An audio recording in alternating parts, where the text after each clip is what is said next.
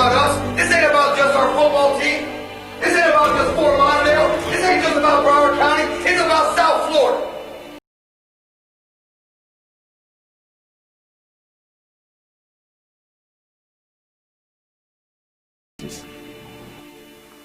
Savages. Everyone knows that the real playmakers come from out west. We're coming down to the Sunshine State and taking the belts back with us. They ain't ready for our strength. 11, boy, you dead, boy. 45, you dead, boy. Alright. Ooh, boy, they're ready. They gonna feel me. They gonna feel me. They gonna feel me, baby. Hell yeah. Hey, shit. Bust it. Toss it. Toss it. Toss it. Focus. Speed. I am speed. Faster than fast, quicker than quick. I am lightning.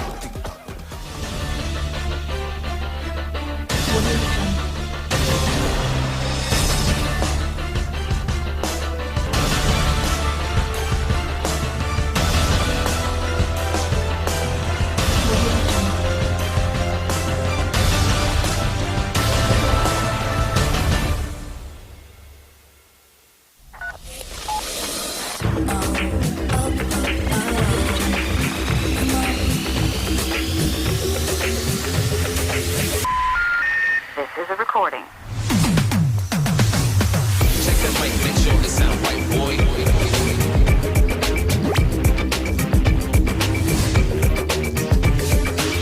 Check that mic, make sure it sound right, boy.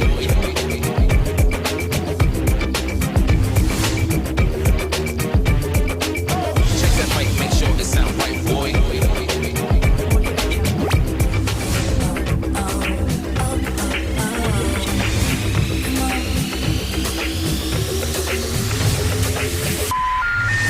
This is a recording.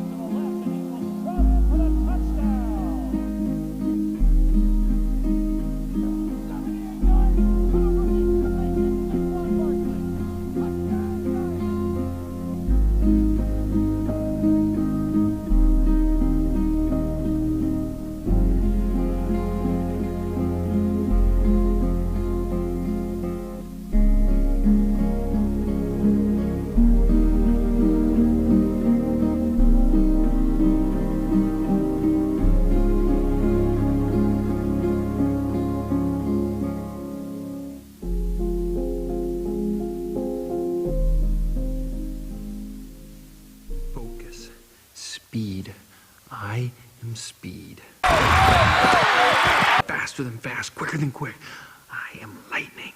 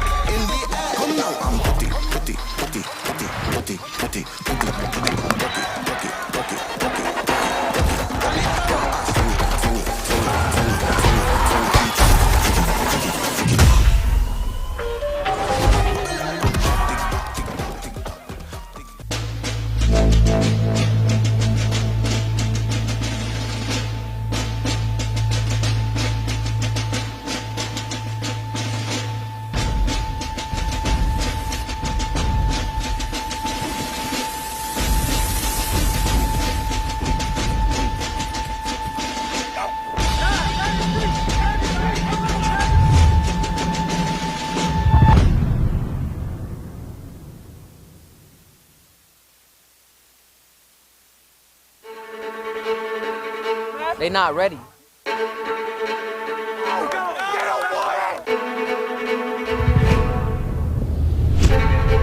We run this shit. Y'all understand? Yes, go.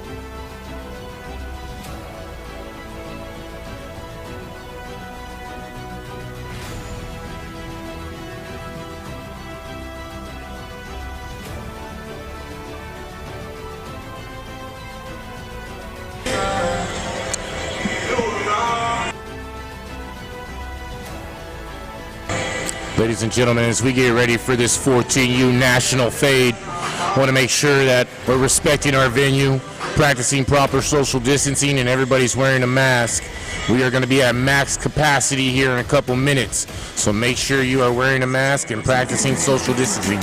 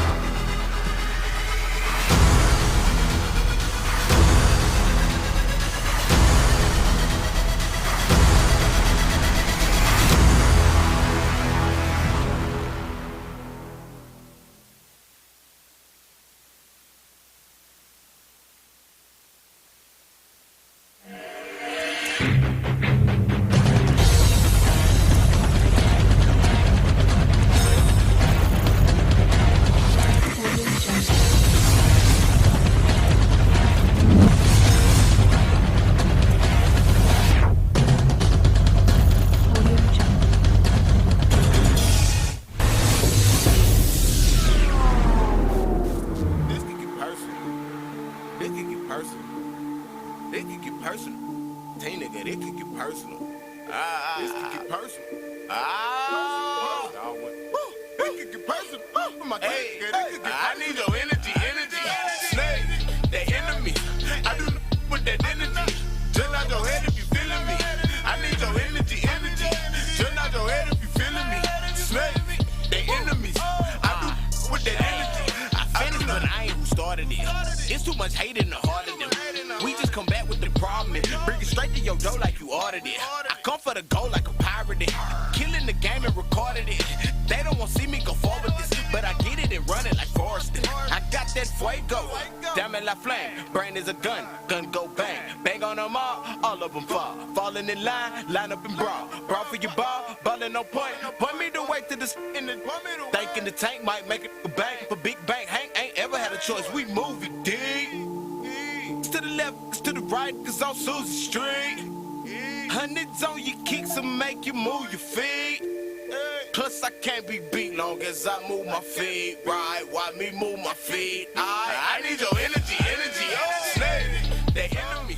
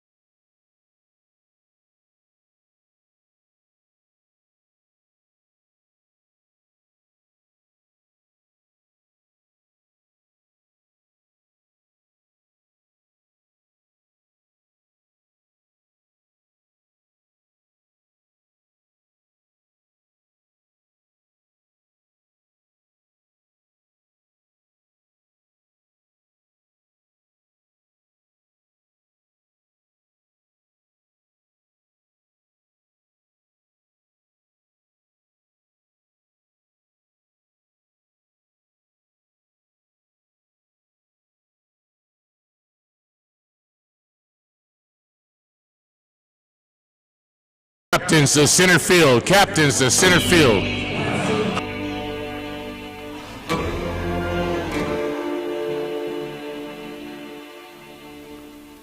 This ain't about us. This ain't about just our football team. This ain't about just Fort Lauderdale. This ain't just about Broward County. It's about South Florida. This is bigger than.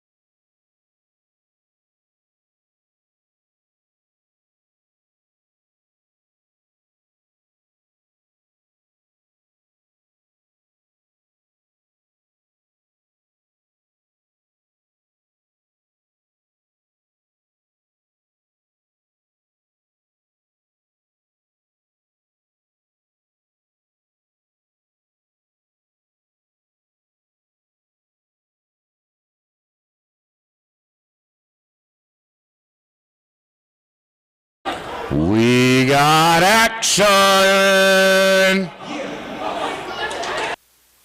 14U National Fade. Let's go. Fort Lauderdale Hurricanes traveling out to Bullhead, Arizona.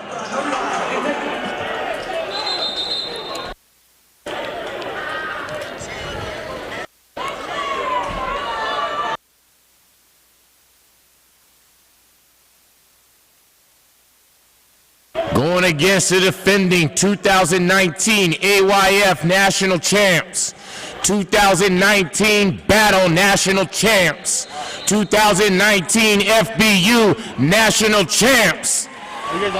The only team ever to complete the trifecta in the same year. The OG Ducks.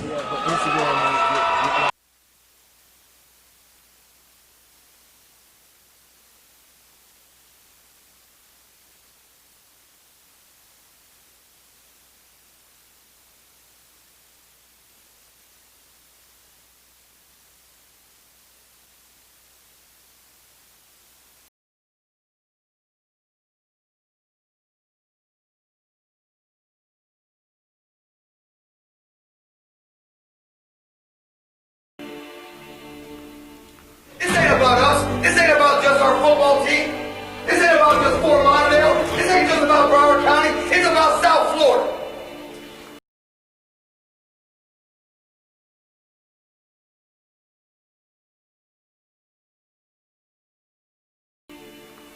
Savages, everyone knows that the real playmakers come from out west. We're coming down to the Sunshine State and taking the belts back with us.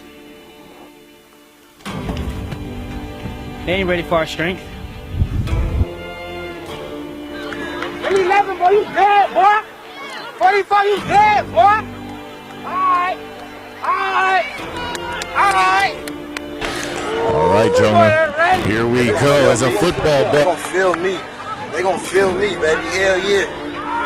Coming all the way from literally both coast to coast, from the West Coast to the East Coast. Everybody kind of circled this on their calendar. Thank you for tuning in to Generation X Youth Sports Network tonight. Of course, catch us on Facebook and YouTube. It's going down tonight. Facebook, Generation X, and YouTube. Make sure you go to AG Sports Video Network. It's about to go down. Two of the top teams in the country on the 14 and under about to exchange blows. It's away. Squib kick picked up at the 36 and tackled down at the 43. Let's talk keys to the games right now. What's the keys to the games for the OG Ducks? I think the Canes and the Ducks are really going to test themselves and see what they have. Both of these teams are national teams. They're both coming off 2019. The Canes are coming off 2018, but they're going to test and see what they have, see where their weak spots are at, and pretty much see who shows up for starting positions as we move forward into the season. Right.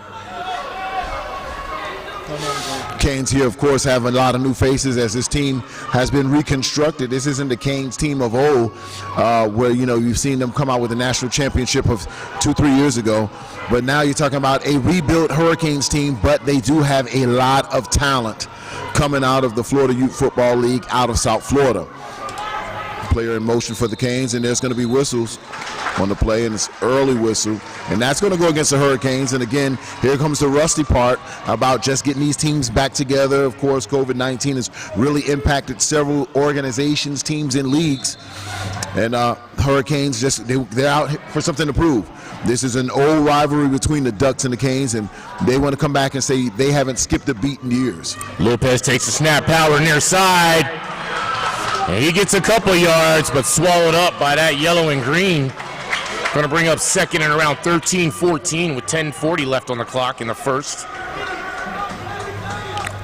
Now, I can tell you one thing about both of these teams. They have very aggressive defenses. You can look for hats to be flying around the entire field defensively. Now, we always say in the beginning of the year, it's always easier for defenses to make plays, but it's always the offenses that got to catch up. Won't be any different tonight. Facts.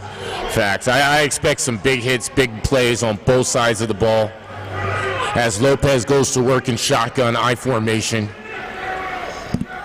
Number 11, Florentino Lopez at the helm for the Canes, and swallowed up by that tough defensive line. Maybe a loss on the play. We'll go ahead and call it 3rd and 12. And you can see already at the beginning of this game, up front defensively for the OG Ducks, listen, they're playing football on the other side of the line of scrimmage. They're penetrating the backfield of the Hurricanes. If the Hurricanes want any chance to have any success, they're going to have to seal their deal up and compete against that front seven of the OG Ducks. Well, 3rd and 12, Jonah. Lopez comes out in the spread. Single back.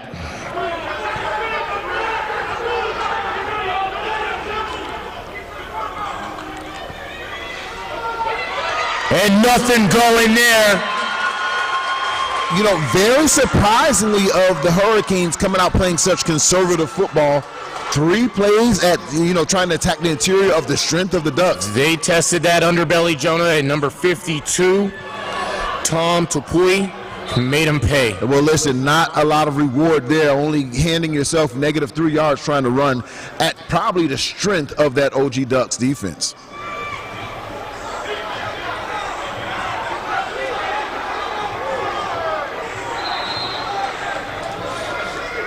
A lot of electricity, I would say, in this facility right now. It's electric, Joe. Oh, yeah. It's electric. We're going to have a water break. Here now, you'll get a chance to see this OG Ducks offense. You know, they'll come out here and punt it now. OG Ducks offense, well, listen, if it's anything of the past of under head coach Keefe, what he always brings to the table is a spread offense that's really going to attack the edges and really check the vertical game of your defense. Can they defend the pass? Can they defend in open space? That's what the Ducks always brings to the table.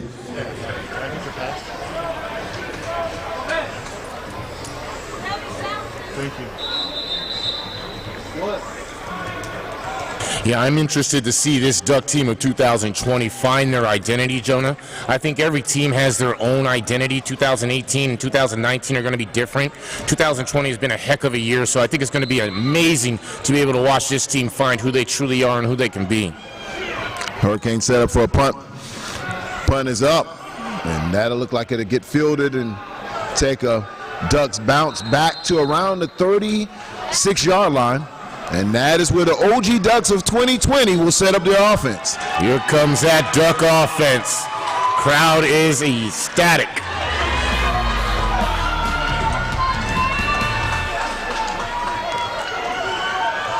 And we say the big boys, Jonah. Oh, man, I'm looking at. We say the big boys, Look at Jonah. these lines for this 14 and under team on both sides. It's ridiculous. This looks like a very well-oiled high school machine on both of these in these trenches. And like we said previously in the previous broadcast, the keys of the game is definitely going to be in the trenches. And less mistakes. Flag already. 2 flags on the Hurricanes already. So they're already up to 10 yards in penalties. OG Ducks with no penalties thus far in the game. 8 minutes and 14 seconds.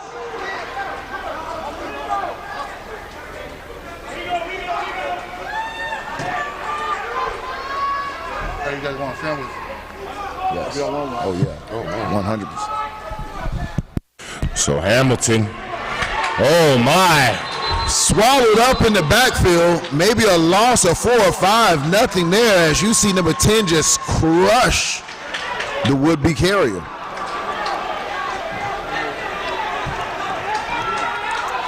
And as I said, Sam, 2 defensive teams coming out here to compete against each other. Exactly.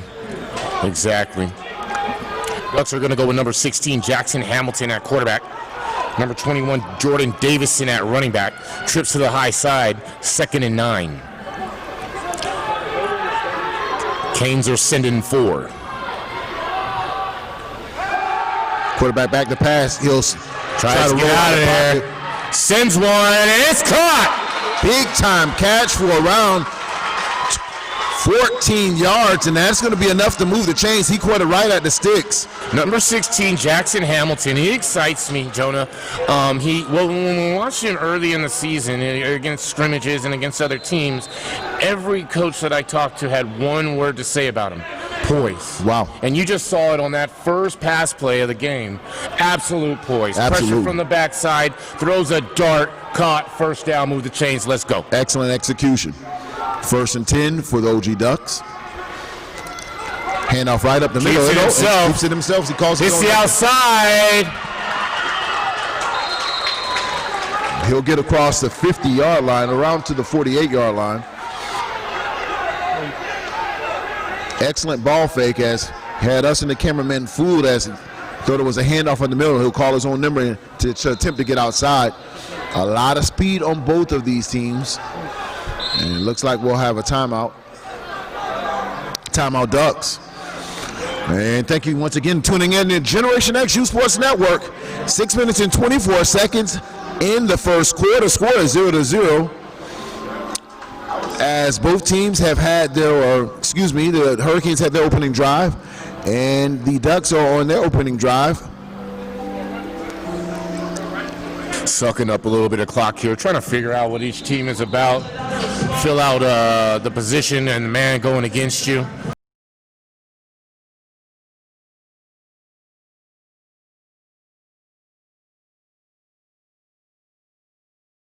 To their defensive lines. Excellent defensive line play on both sides of the ball thus far.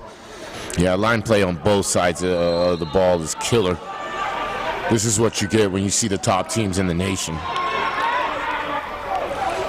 Hamilton goes back to work in the shotgun, trips to the high side. Davison offset right. Davison, he's electric.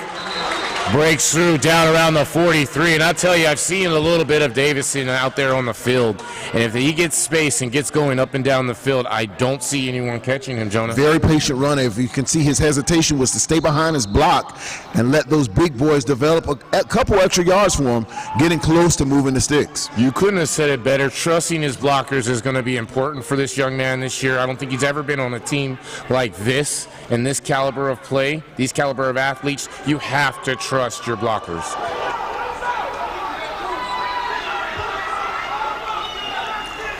Five minutes and 42 seconds in the first quarter.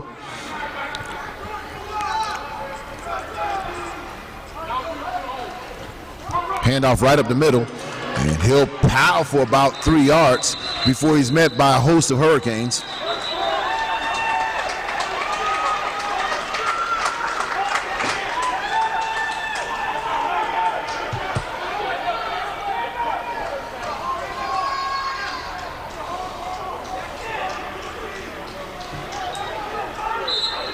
That was enough to move the chains. That's a first down for the OG Ducks. That's his second converted first down in this particular drive.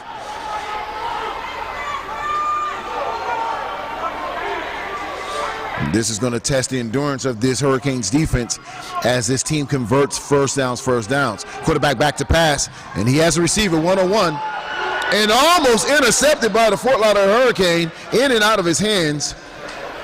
Incomplete pass. That's going to come down to spacing and premature. Way too many receivers in that area of the field at the same time. Got to get that spacing route, that route combo route correct, and in time and in experience, repetition, that'll come. Yeah, and to piggyback on what you said, Sam, is just two receivers in the same place just brings a crowd as you see three defenders who are all there, absolutely, in position to defend that pass.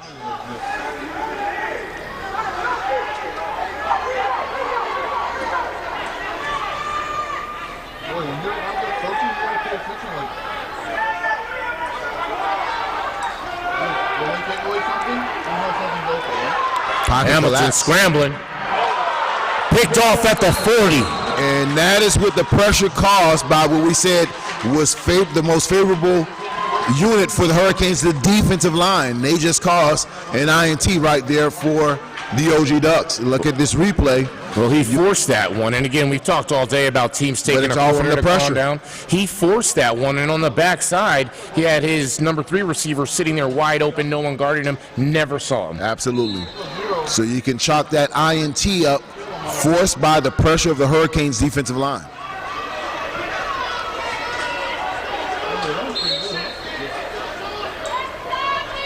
So here comes Lopez Jr. 4:44 left in the first quarter. Quarterback is looking to his sideline like he's waiting for a play.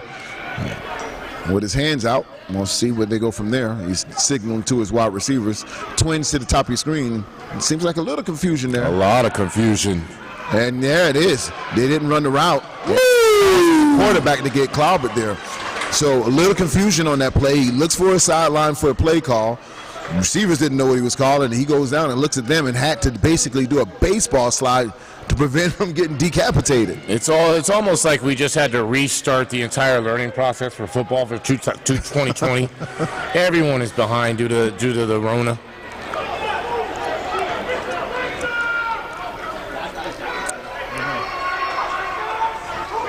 Hands off to his back. And he's greeted by a host of Ducks. Absolutely. Listen, nothing has been there for the Hurricanes all night at that front line of scrimmage. The defensive tackles of the OG Ducks are outplaying that line play right now by far. You can be big, but can you be big and athletic? Look at this replay here. You see penetration, and that's how you judge a play. What color jersey is getting that backfield about time the running back gets to the ball. 3rd and 11. Make that 12. 3:20 left in the first. Lopez in shotgun, single back, Dubs high and low.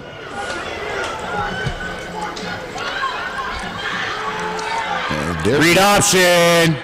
Oh! And that is He got some yards on that, but I'll tell you what, Jonah, he cannot continue to take hits like that. Nah, he paid for that one there. Yeah, you wanted to read option to get you some positive yards. But what a hit that was given to the quarterback, and he seems a little woozy there. Call me biased, Jonah, but I love the way the Ducks defense is flying in the ball right now. Well, that's what we were hats. looking for. We said both of these teams would come in here laying hats, but the Ducks they're laying some hits. And the offense for the Hurricanes have just not seemed that they've been able to click, they've been able to gel, or even get clean plays off at this juncture of the game. It brings us to 4th and 7, 2:20 left in the first. And Sam, we talked about this previously in broadcasts. Field position is everything. Do you go for it here on 4th and 7 at the midfield, or do you make the Ducks drive the field? I'm going to make the Ducks drive the field, Jonah. I really am, especially this early in the game. Trust your defense. That's really been playing the best out of all your units. Absolutely.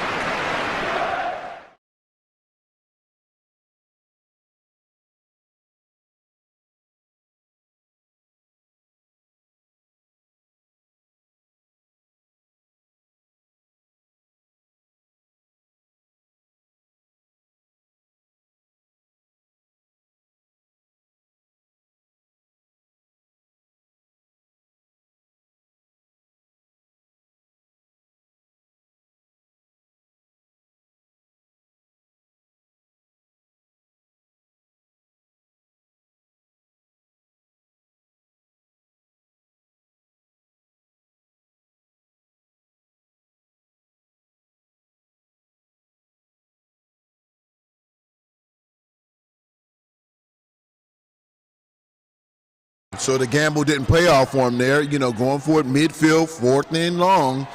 And now you set the OG Ducks in excellent field position with 2 minutes and 9 seconds left in the first quarter.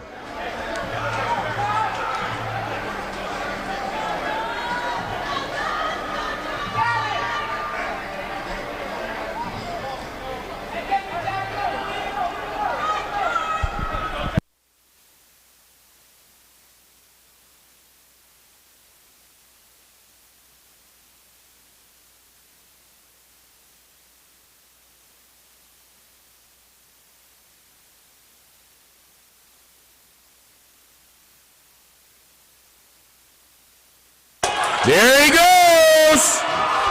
In the open field as he bursts on the left-hand side of the offense. That is a big hole. The Hurricanes better be able That's number 1, Jonah. Dane Dunn. Everybody's excited about this kid coming over to OG. You can see why. I'm still showing signal going down there.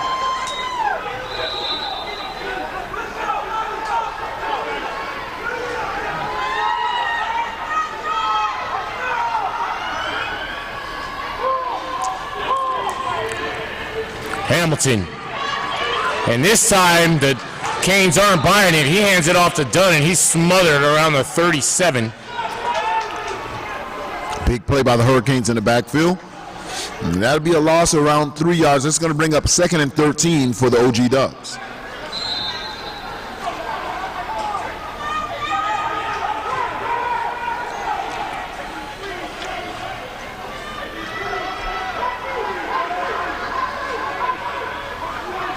Second and 12.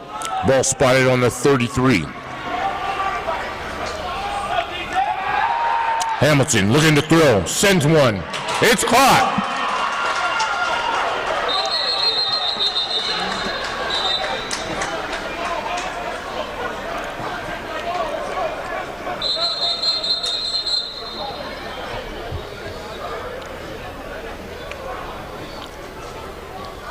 And Sam, I'm not sure how much a gain that was on the pass there.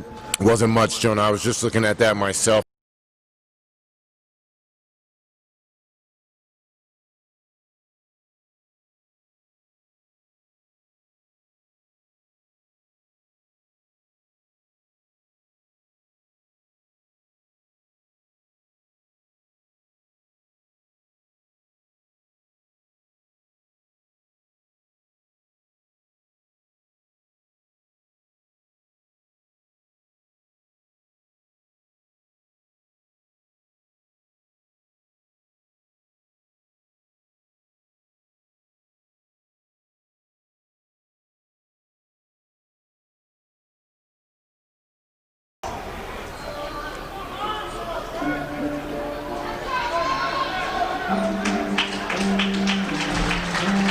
Clap it up for that young man, ladies and gentlemen.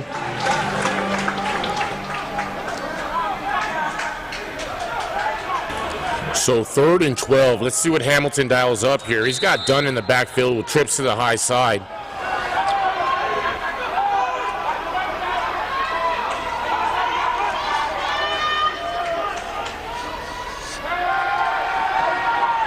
Gets rid of it, and that's Big Madden.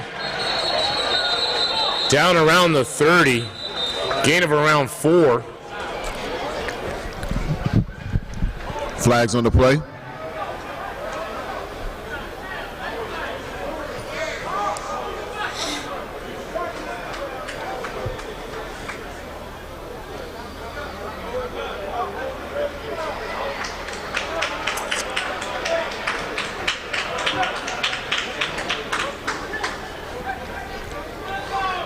Be holding on that Duck offense.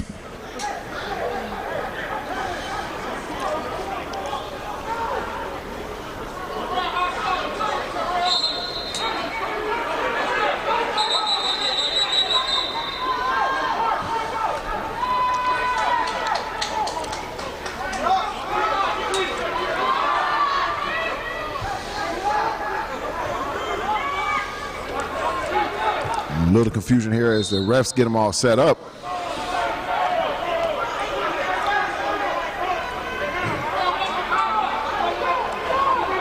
Hamilton in shotgun. Dunn offset right. Twins high and low. Gets out of pocket, has a lot of room, and decides to take off. And a big tackle by the Hurricanes as the quarterback tried to break containment. No containment broken there. And that's going to do it for the first quarter. That'll bring up 4th down. Hurricanes stand tall there as the punt return. As not electing to do the punt. Hurricanes defense definitely stood in the paint, not allowing any gain on that particular drive. Now we'll see here, 4th and long. What are OG Ducks going to do? Are they going to go for it here, or are they going to punt? I don't see the punt team, Jonah. One thing I was wondering on that on those last couple plays there, was Hamilton scared to let it go? Or I don't want to say scared, but it looked like he was tentative of letting it go. Was that based upon it being early in the game, you think? No, I think it has. I think has to do with it. I think you just hit it on the last one. That was definitely a coverage sack. As he was looking downfield, Hurricanes defense are definitely on the receivers, and he had nowhere to go with it. So he had to make the call, either live for another day or take the sack. So give that as a coverage sack for the Hurricanes. There playing great defensive in the backfield. Gotcha. So we'll flip the sides of the field. That'll bring up 4th down. And this doesn't look like the punt team to me. Listen, and if I know anything about these two head coaches, they're going to be the riverboat type of guys. They're going to go for it on 4th. Live and die by the sword. Absolutely, yeah. So you wouldn't be here if you didn't do that. Absolutely. Live and die by the sword. You'll see the formation here. Twins to the top of the screen and twins to the bottom of the screen. 4th or forever, and they're going for it.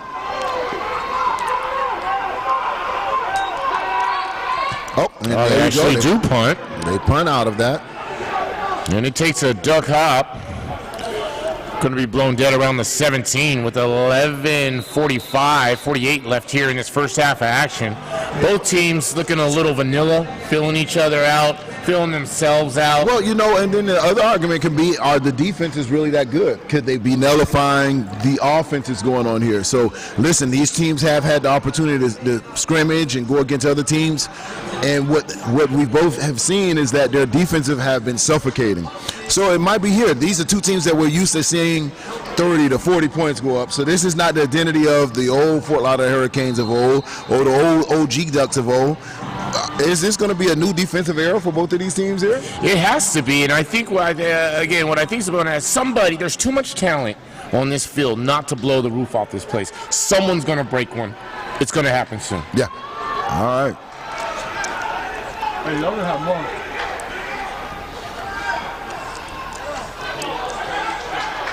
Run right up the middle.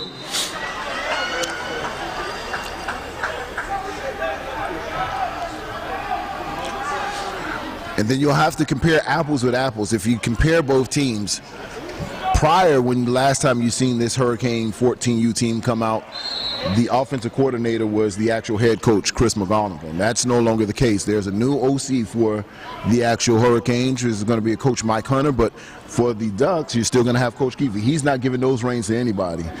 He's never going to sit back and watch someone call the offense for his Ducks, you know. So those are the changes from an offensive standpoint for both teams. I had to agree. Looks like 2nd and 9. Ball's going to be spotted at the 19. Interesting play call. We go max protection. Lopez in the shotgun. And they're looking for the one-on-one near side matchup. And overthrows his receiver. And very well defended by the OG Ducks defender, right on the hip, and as a DB coach would say, he wants him on the inside hip of that wide receiver. Yeah, he was where he was supposed to be, that's for sure. If not, you're coming out the game.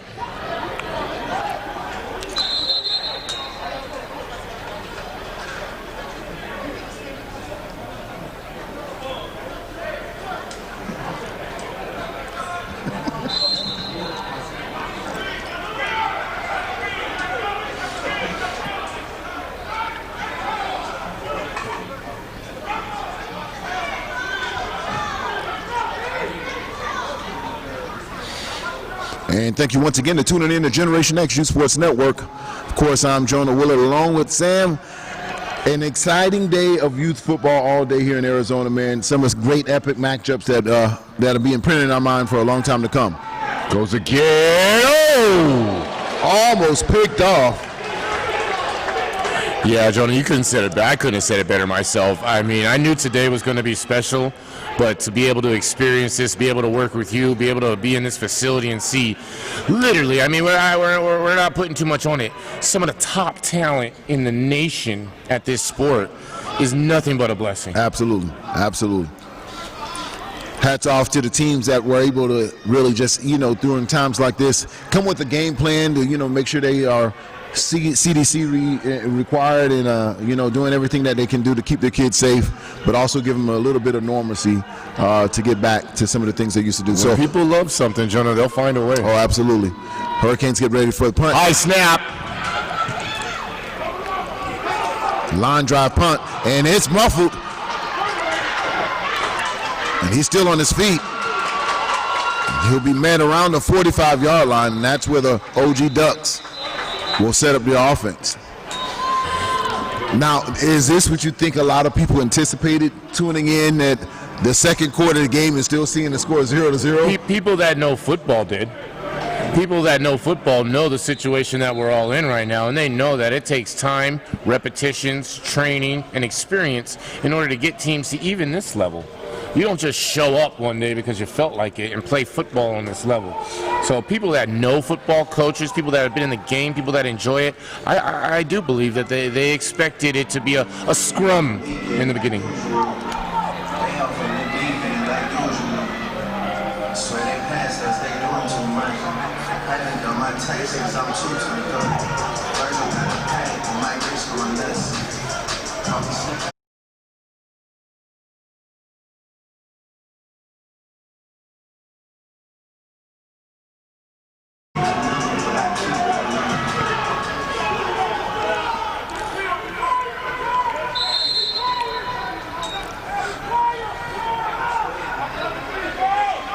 Clock running with the 9 minutes and 36 seconds. High side Madden 101 here.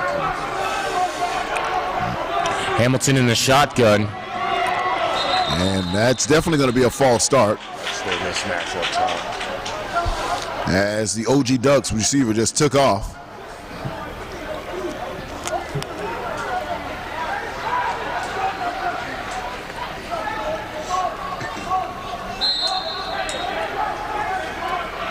And the Ducks saw something they like on that high side, Jonah. You see how quick the Hurricanes switched them corners up? Like nobody noticed. All of a sudden.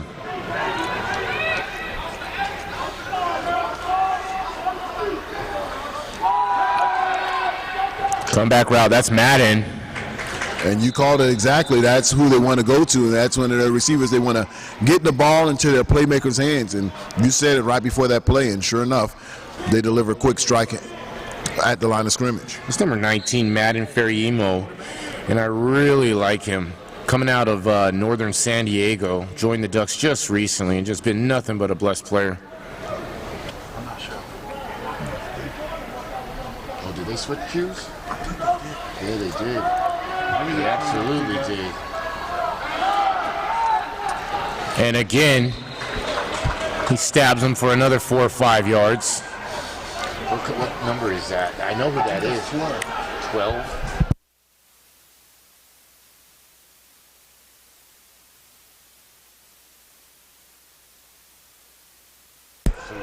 Very well. Ducks go with number 12, Esperanza. And look, he's going back to Madden. Overthrown. They'll bring up 4th down here. And so they target him 3 times in a row.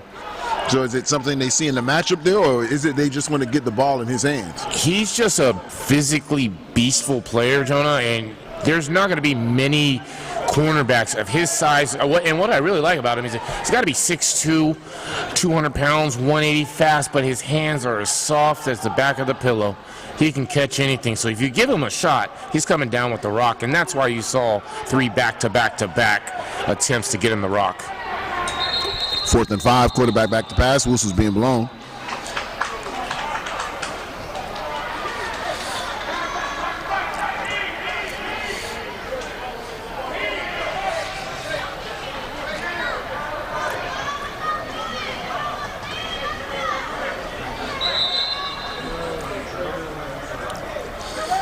And I can tell you, this is when the Fort Lauderdale Hurricanes defensive line is at its best. If they feel that it is a passing situation, you can look for those 4 dogs. They're sending the hounds of war. Oh, yeah.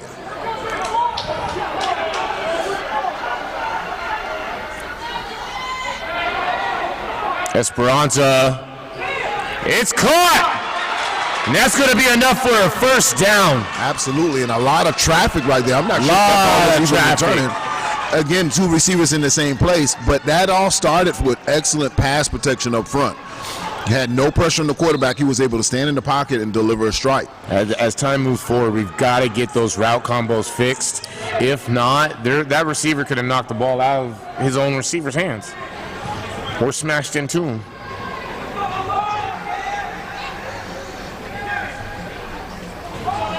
Esperanza hands off. Oh, that's JoJo Solis.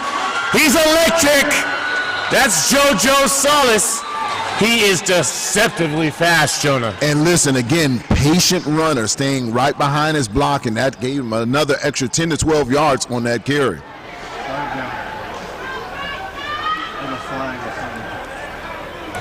And we have a flag on the play. I did not see what happened, but it's in the area of holding, and the Ducks are walking backwards. So that play will come back. That's nullified with holding, so that'll bring them back to around the 35-yard line. So we've got 1st and 12. Ball on the 35. 6:40 left in the first half.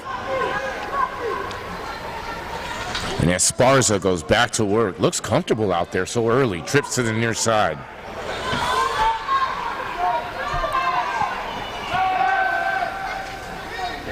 And he tries to get it to Madden, overthrown there around the 30-yard line. And that'll be the 4th time he's targeted just on this one particular drive.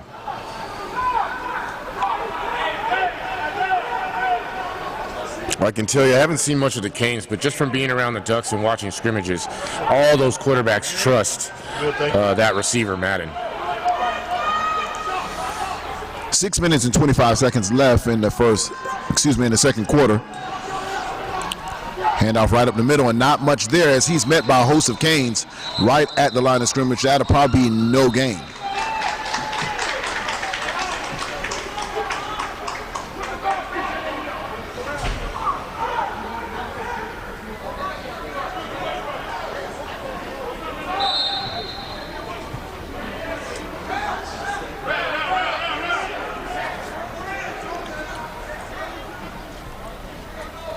I don't know why, man. 3rd and 11. Ball on the 33. Esparza, low snap. Ball on the ground. He'll pick it up. Pressure.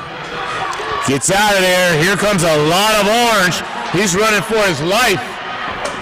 Oh my goodness. And that was a big collision there.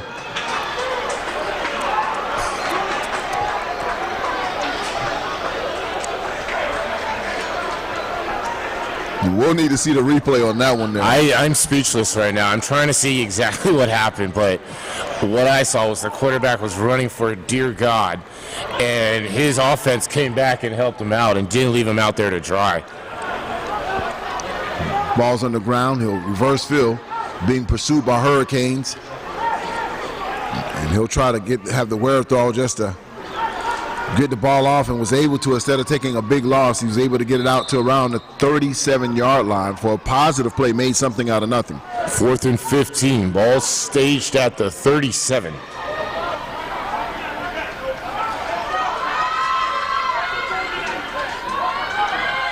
Esparza lets it fly.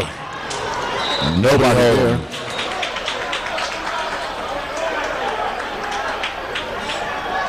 So turnover on downs.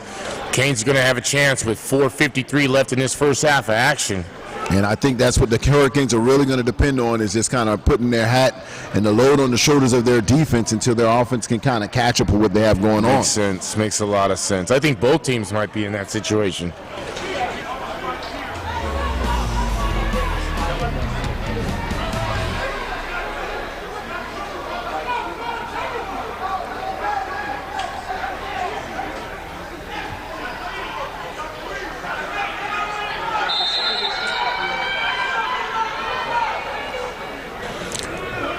Lopez in shotgun, trips to the high side, throws a swing pass.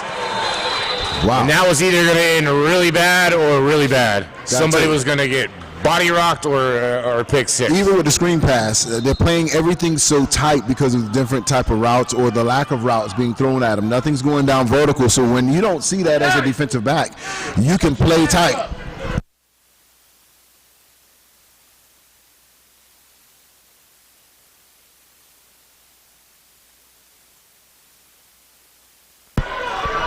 Second and 10. Ball staged at the 37. And look at the alignment here. Look how close the safety's playing in. Other safeties in the box, so they're really not respecting the pass right now. None whatsoever. Handoff. Nothing going.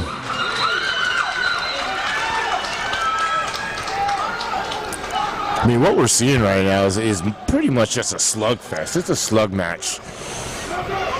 Yeah, and until one offense makes another defense respect the pass, you're going to see really both defense committing to stopping the run and run blitzing through the entire night. So you're absolutely right. You'll see a slugfest because they're going to play in the box. They back up this time, the Ducks do. 3rd and around 8. Linebacker set it about 4 to 5 yards off the line of scrimmage. Trips to the near side for the Canes. 1-on-1. He likes what he sees. Ball's up and nearly picked off. Big play by the defensive back of the OG Ducks, getting his hand in there at the last minute and be able to break the ball up. It's been all defense all night for both teams.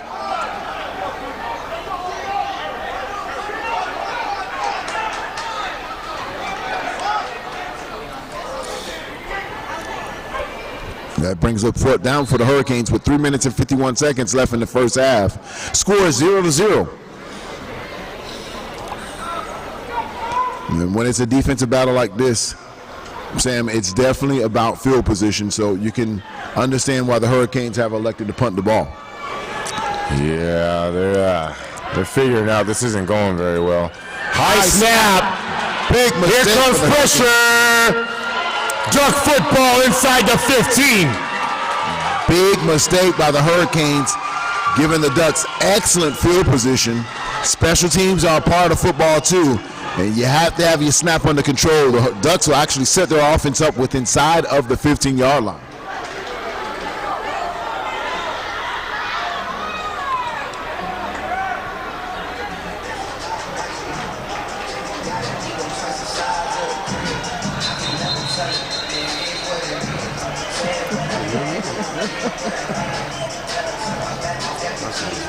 Long too, man. Just doing some good.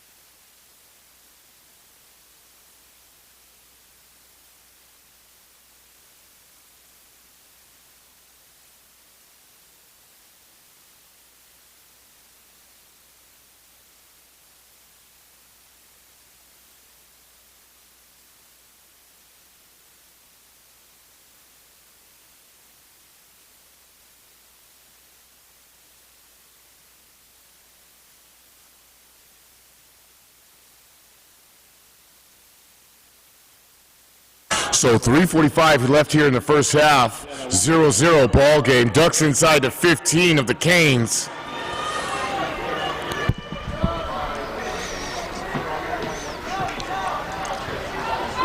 Esparza takes a snap, hands off to Dane, and he's swallowed up for a loss on the play. No surprise, defensive tackle for the Fort Lauderdale Hurricanes being in the backfield. Also, number 10 just making a lot of things difficult for the OG Ducks to block up front. Yeah, I really like the Hurricanes' defensive line, Jonah. They're like absolute monstrous football players. And an impressive night also by the OG Ducks defensive backfield. Everything thrown at them, they've had a hand in on the pass attempts. Agreed.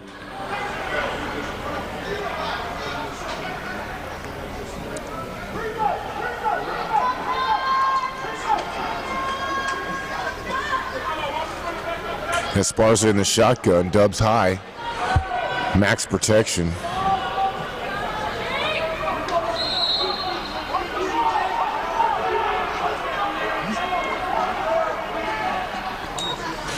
Kane send 4, one-on-one. Esparza, no communication or miscommunication. Receiver ran the wrong route. Or he threw the wrong route, but nobody was home on that. Brings up 3rd and 11. Yeah, looks like the receiver ran a post and he was looking for a corner route to the corner of the end zone. So miscommunication there. Brings up 3rd and long for the OG Ducks.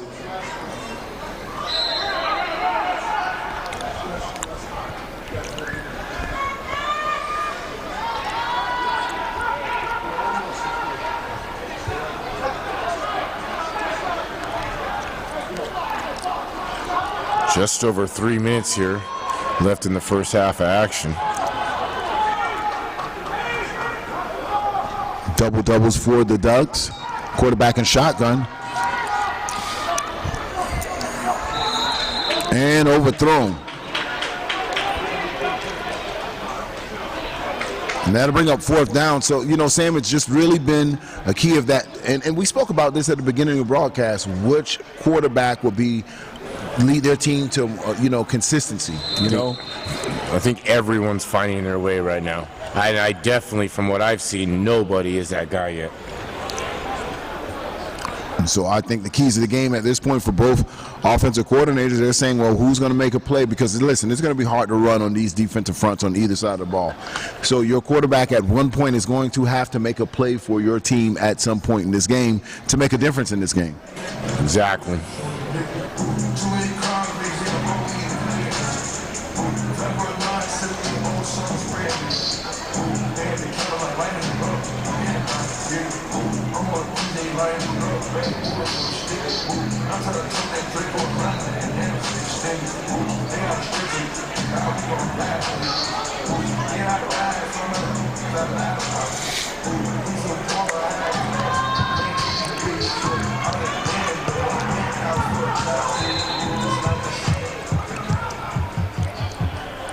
So like we talked about before, unless this is some trickeration, it's live by the sword, die by the sword.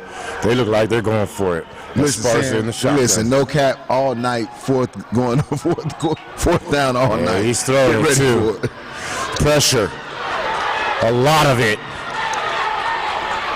Lets it fly and throws it into double coverage. Again, that's caused by the pressure of the Hurricanes' front seven. Getting penetration in the backfield, quarterback can't set his feet, so he's throwing on the run and scrambling for his life. Again, another win for the defensive fronts of both teams.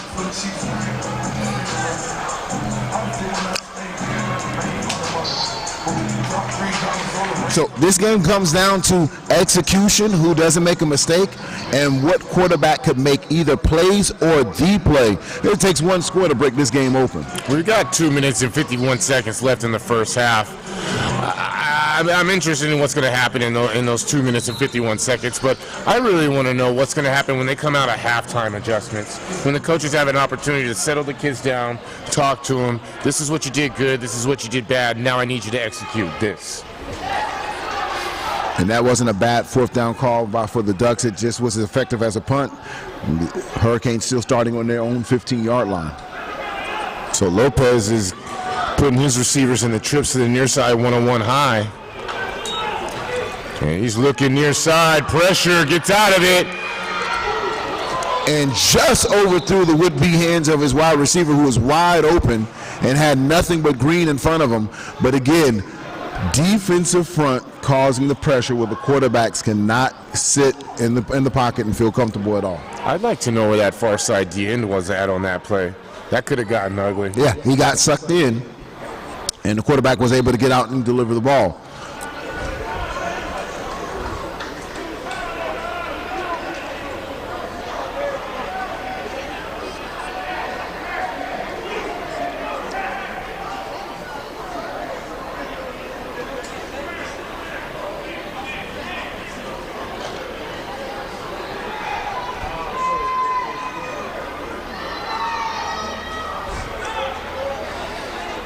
So 2nd and 10 here from looks to be the 16. Counter. And a nice run by number 2. I got to give him that. He was bouncing off people like a pinball in there, even his own players. One of the more positive plays for the Hurricanes from a run standpoint tonight. As you can see, the counter just was able to open up a run lane for him, and he was able to get around 5 or 6 yards, bringing up a 3rd and 4 for the Fort Lauderdale Hurricanes. I have number 2, Benji Demilas for the Canes on that last carry.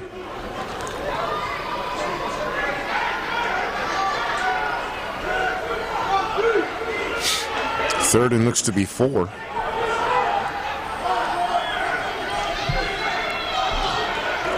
Lopez with the offset eye now. Laundry on the field, blown dead. Minute 48 left in the first half of football.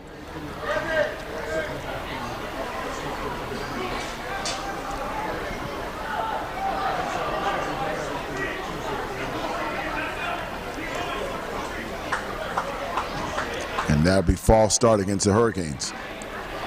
So 3rd and 3, 3rd and 4, it turns into 3rd and 8.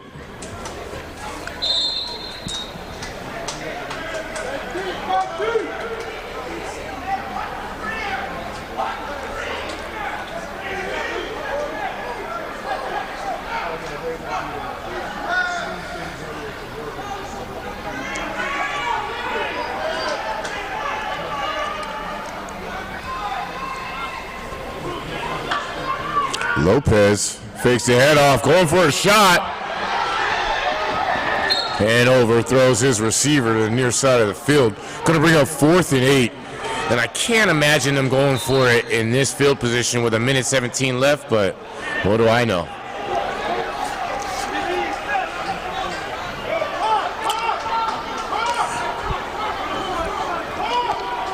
And I tell you what, Sam, a lot of these punts or punt attempts are really based on how efficient one's, I should say, punt game is or special teams are. So, you know, sometimes these coaches know something we don't know that they've seen in their own practice, that sometimes their punt game, and not saying this particularly to the Hurricanes or not, I'm just saying in youth football in general, that, hey, if they're only averaging 10 or 20 yards in practice, hey, we might as well go for it. Well, we saw a couple 6-7 yard punts earlier in today's game, so you're absolutely right. And it's also who you're punting to. And last time this happened, remember they had a high snap over the opponent's head. So that's something they have to be conscious as well, especially with their back against their own end zone.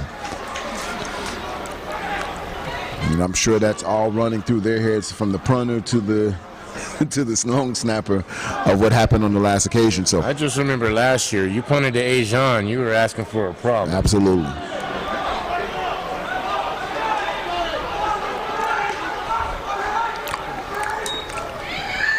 This time the snap is good, and a very nice punt delivered by the Hurricanes punter, and that's going to take a Hurricanes bounce all the way to around the 46-yard line. So excellent job by the Hurricanes special teams there, as they are getting a little bit more settled in from the beginning of that first big mishaps for them that were fortunate enough for that defense didn't cost them any points. And so you can kind of say kudos to the Hurricanes defense for bailing out special teams earlier in the first quarter.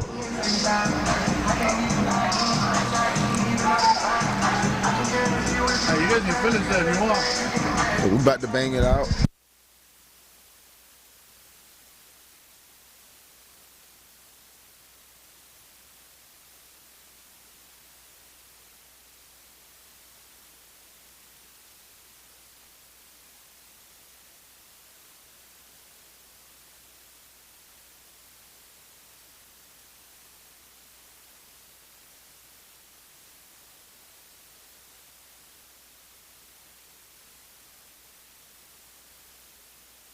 First and 10, Duck football on the 46-yard line. 1:07 left in the half.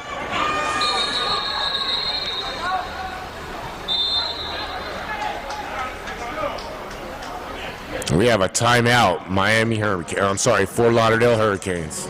You already graduating them up to Division I football, huh? Oh, man. Listen, man, I know it's been a long day for you, Sam. You've been here since 7 a.m. Oh, my Called goodness. how many games today? Is it 7 games? Oh, yeah. 14 hours. So all the uniforms start looking what alike. we get to do tomorrow. Oh, man. Start it all over again. You either love it or you don't. There you go. Well, hey, listen, everybody asked for it, and we wanted football back, so now you got it back in full effect.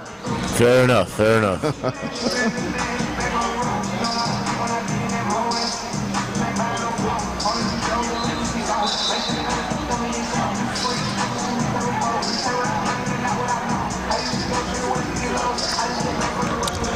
So, Generation X fans, make sure you just keep it locked in on Generation X.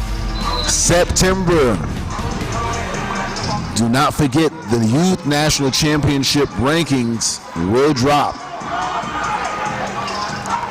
Ranking in the top youth football teams from 6U to 14U.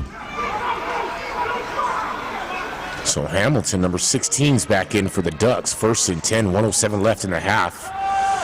Read option, gives it out there. Oh boy, what did I tell you, Jonah? Somebody was going to do it. And look how it happened. That's number 21, Jonah. Oh, flag. And there's flags on the play.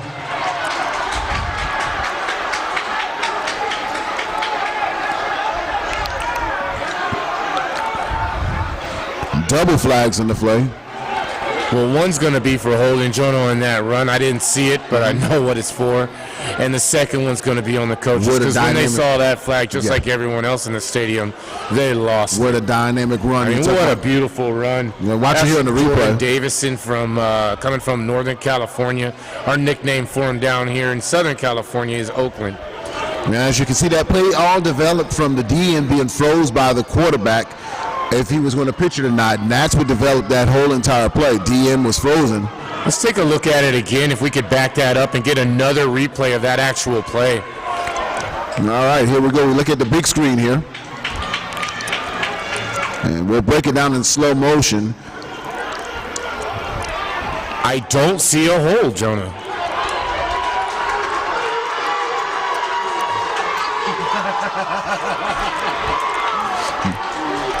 Now we have a loudspeaker here. We want the commentator getting the refs in trouble, but here you go here.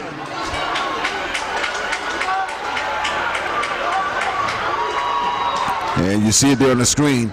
That play was really developed of him freezing the DN and was able to get the pitch on the outside And that play will be nullified as it's been not only a holding penalty, but also an unsportsmanlike, backing up the Ducks 25 yards. And we're watching going to go back time. tonight when everybody gets back to the hotels here in Bullhead, and we're going to slow that down.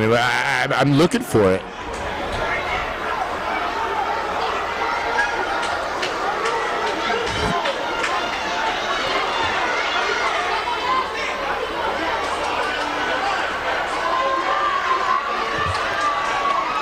All right, well, that'll bring us back, and that's a big penalty because that takes points off the boards for the Ducks. It does. They fake the handoff. Pressure coming. He gets rid of it. Throws it out of bounds.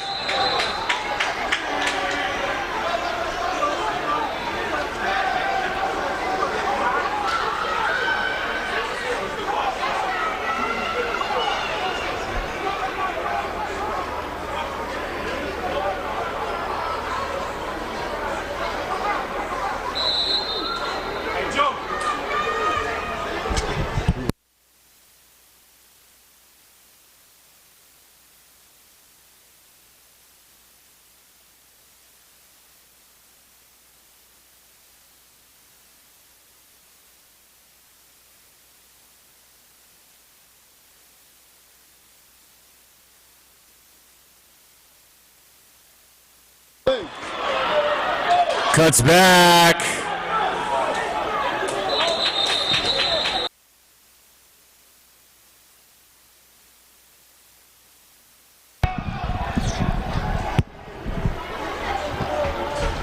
Under 30 seconds left in the first half.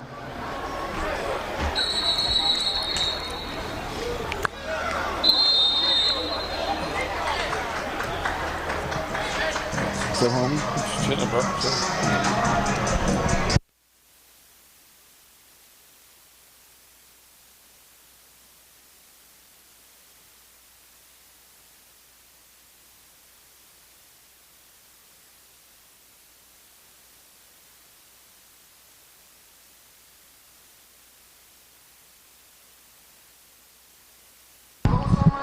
And thank you for keeping it right here. Locked on Generation X Youth Sports Network as we bring two of the top 14 teams for the 2020 season out here. It's a defensive battle, 0-0 with 25.3 seconds left in the first half. And then we'll talk about national rankings. We'll talk about youth national championships, all coming up on Generation X. You won't want to miss it at halftime. Now, there's a lot of questions that'll be answered and saying, hey, what's going on with the national championships this year? Well, we'll have the CEO of the Youth National Championships in the house, and we'll break down what's happening and what you can look forward to for the Youth National Championships for the 2020 season.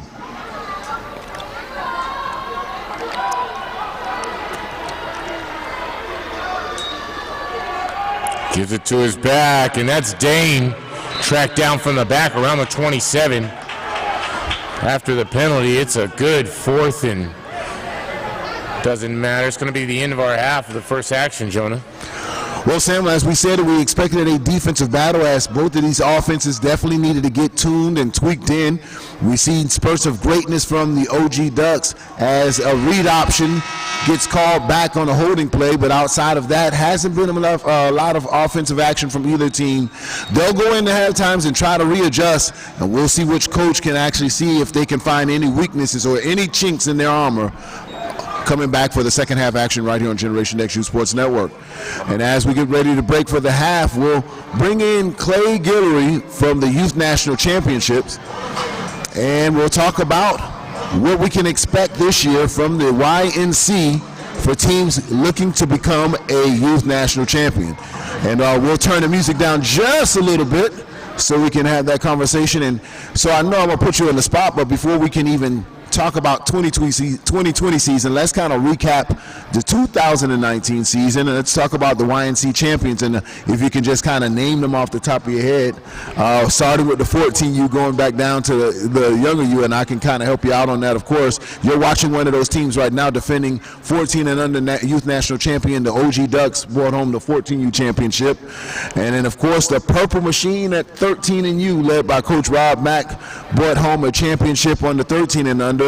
And on the 12 and under, the Yeah, I'm absolutely right. The Rare Breeds, led by Coach DeMarcus, and you see him on national flaunting his rare slogans every time you get a chance. And of course, 3-time champion, the 11 and under, the Welcome All Panthers, aka the Dream Team. 10 and under, a team that really came out of nowhere. People didn't know they were on the radar, but we knew about them, and that's why we had them ranked, the Louisville Chargers. And 9 and under, listen, a team that's a special team, also back-to-back champions. They call them RDU, of course, previously the ABA Bulldogs, another undefeated season. And then the 8 and under, of course, younger brothers to the teams you see out here right now, the Fort Lauderdale Hurricanes bringing home a national championship. And then the 7 and under, of course, you go to the state of Georgia, the Central DeKalb Jaguars bringing home a national championship. And then the 6 and under, you go to the state of Louisiana, the New Orleans Dolphins bringing home a championship. So I'm sorry I didn't give you a chance to name one of those teams. I just thought I would help you out. So those champs that, held up the trophy last year, this is a different year of football. Clay, tell us, what can we expect from the YNC? And, is there going to be a national championship this year? Well, the first thing I can let you know is off the rip, we will have a youth national championship in 2020. So, despite whatever rumors or different things that's being said, we will have a youth national championship in December. Now, working on the location and different things like that, we're looking at a couple different options, whether if we're going to be doing it in South Florida again, we may be looking at North Florida. Obviously, the COVID situation is going to be key to where we have it, and we may have to pivot it, from another state, worst case scenario.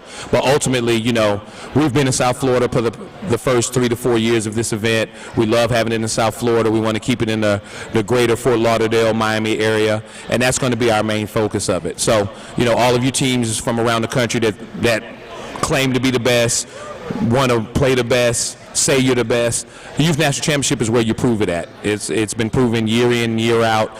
None of our national champions have ever lost to another league's national champion. So this is where you're going to play the toughest competition. This is where you're going to test your mettle, and this is where you're going to see if you're truly the best of the best in the country. So now you become a national champion. Now it's this year. What's going to, everyone's, they'll inbox and they ask, well, how do we get involved? If we're not on the radar of you guys now, we weren't involved last year, how can we be involved in the YNC? So there's a couple different things that you can do. I mean, number one, most importantly, it doesn't matter, what league you're with, what your affiliation is. You just have to win. You've got to be a team willing to travel, play the best teams in the country, play top competition, and win.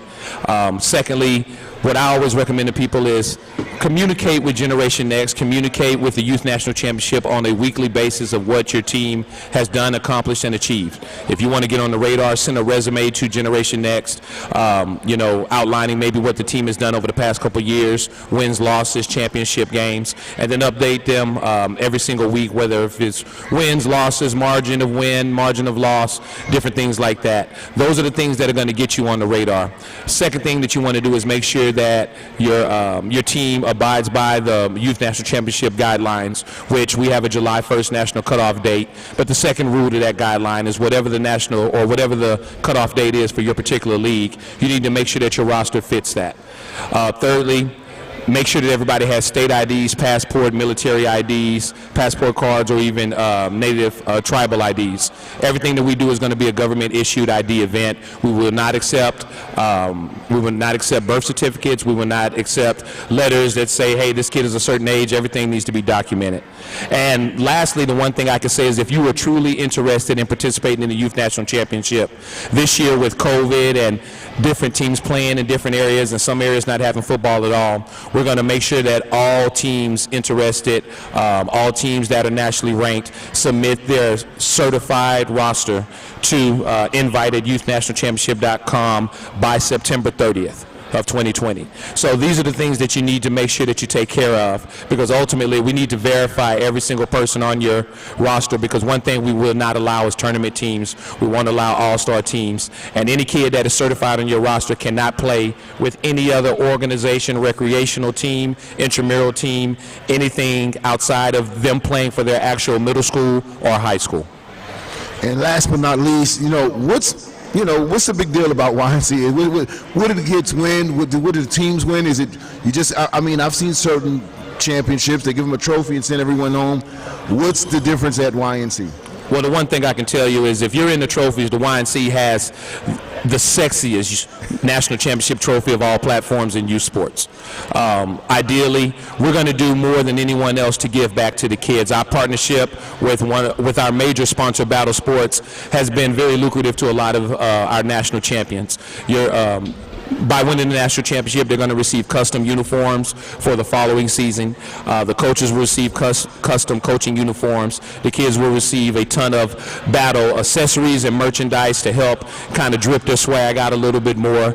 Nobody has iced out rings like we do that we present to our national champions, in addition to the social media presence with Generation Next, with Under the Radar, with Battle Sports Media as well too. No one's going to get your kids out in front of the limelight like the Youth National Championship. And then of course, at the end of the day, it's all about clout. And the clout of winning the Youth National Championship, it is the most prestigious youth football championship in the country right now. Nobody wants to be known as a national champion, and you're still not the best in the country. This is where you prove it at. Well, Clay, I think you said it all. We covered all bases there. So congratulations on having a successful 2019 Youth National Championships. Of course, Generation X was there. And as we named off those top players, and I can guarantee you take those top 9 teams and let them play anywhere in the country, they're definitely going to represent the YNC brand good. So last question before we let you get out of here. Does the dates change for YNC at all, regardless of COVID or location? What are the dates if people need to plan on traveling down that they can depend on the Youth National Championship to be on? Right now, the Youth National Championship will be December 9th through the 13th. So I'll repeat that again. The Youth National Championship will be December 9th through the 13th in 2020. If for some reason we have to switch locations and dates are going to change, we will notify everyone as quickly as possible. But I can tell you myself and the other board of directors, we've been working diligently to get all things lined out for a plan A, B, and C. And far as I know, and the way it looks right now, we are set for December 9th through the 13th in South Florida. All right, well, continued wishing luck for the YNC, as definitely it is growing and one of the fastest growing brands that we've seen in youth football, period. Just like the one of the major sponsors, one of the quickest growing brands, period, Battle Sports. So we got about a minute before we kick back in here. So give us predictions, since, you hear from the YNC. These are 2 YNC teams here that have competed year in and year out. You've seen a lot of this action go on. Who wins this game tonight? Well, I can tell you this. I think whatever halftime adjustments, whichever teams make the best halftime adjustments, obviously is going to win. I've seen the OG Ducks move the ball, and I've seen them play some great defense. We've seen Fort Lauderdale move the ball and play some great defense. So I can tell you my prediction is that there will be a Battle Sports sponsored team winning today. Hey, that's good enough for me right there. Hey, go ahead, Clay. Thanks for joining us here at Generation Nation Sport Network. Ladies and gentlemen, definitely keep it locked. Second half action coming up right here on Generation Next. OG Ducks, Fort Lauderdale Hurricanes, second half of action. Don't go anywhere.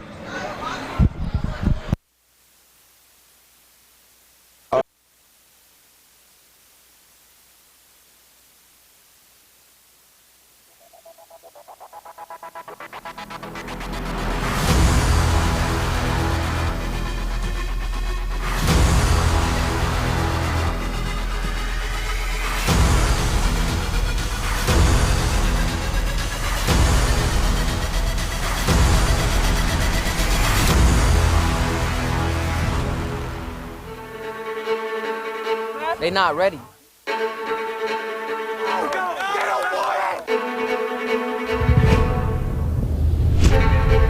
We run this shit. Y'all understand? Yes, coach.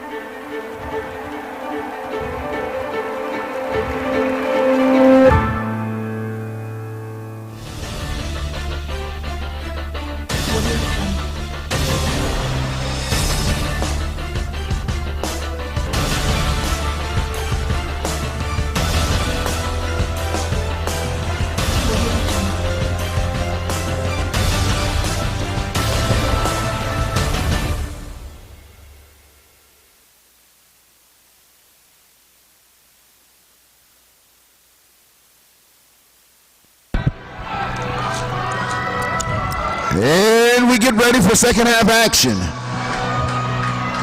The OG Ducks versus the Fort Lauderdale Hurricanes.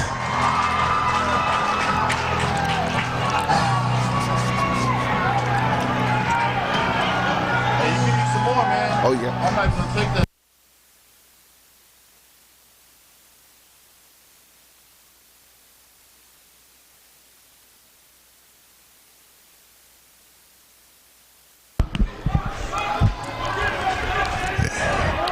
And the ball will be received at the 15-yard line. He'll make it all the way out to the 30, still on his feet. Gets out to the 35-yard line. Good return for the OG Ducks. 20-yard return as they'll set their offense up from the 35-yard line. Y'all good?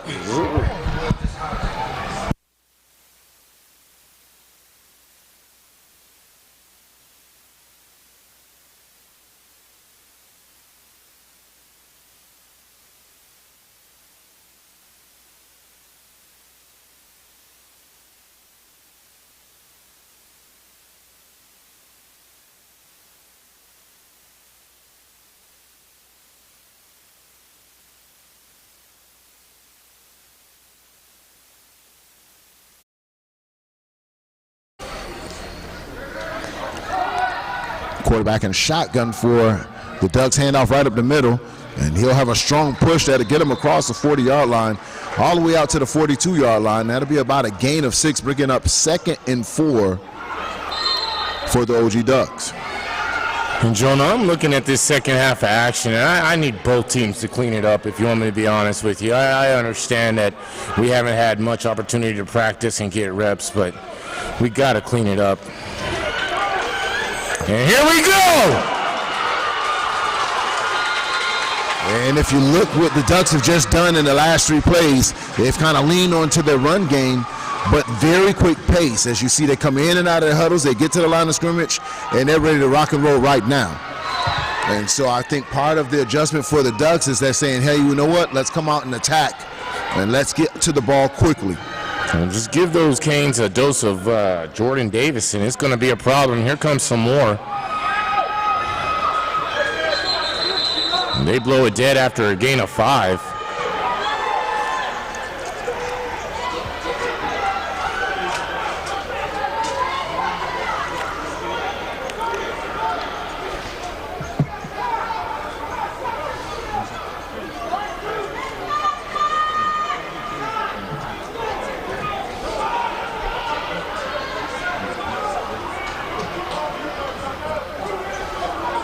That'll bring up 2nd and long 5 for the OG Ducks.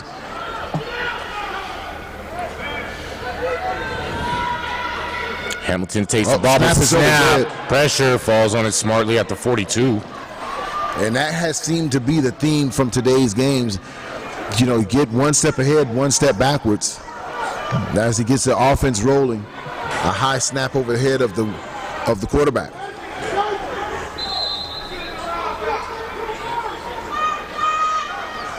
And the one thing these kids are all lacking, whether they're from Fort Lauderdale or the OG Ducks, is reps. They haven't had time to get down in the pads and get comfortable.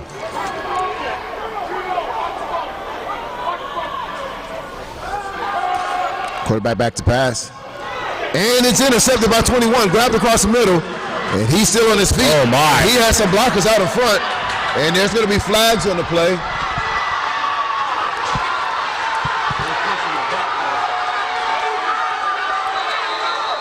And that may come back. Let's see. You got a flag that's back at the 35-yard line.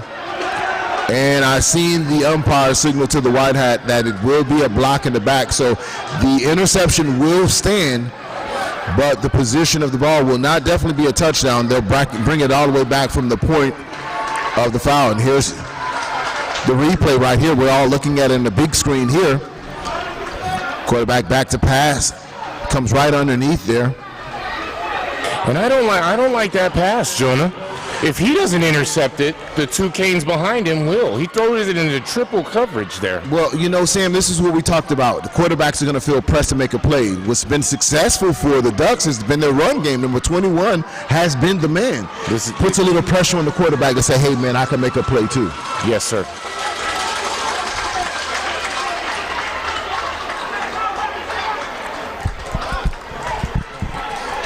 How you doing?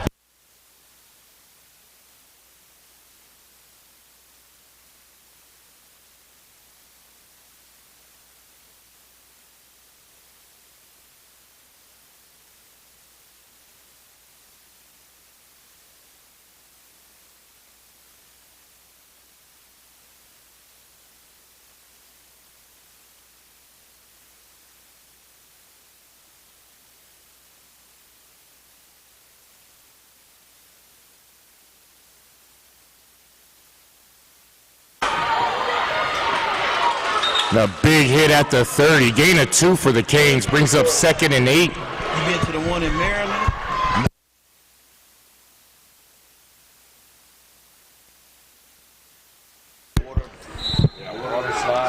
8 minutes and 26 seconds left in the third quarter, second half. Sam, so we talk about defensive battles. Of course, 2nd and 7 right now. Handoff right in the middle. Nothing there. Met by a swarm of Ducks. And a little extracurricular activity after the play. Turn towards Sam. Don't call the shot real quick. Thank you. Yeah.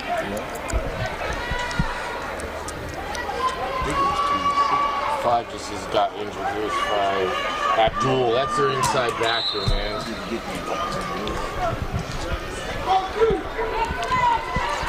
So Sam asked, let's put you in the coaching hat right now. You say you came out here, you did all your preparation, and you're coming up on nothing offensively now.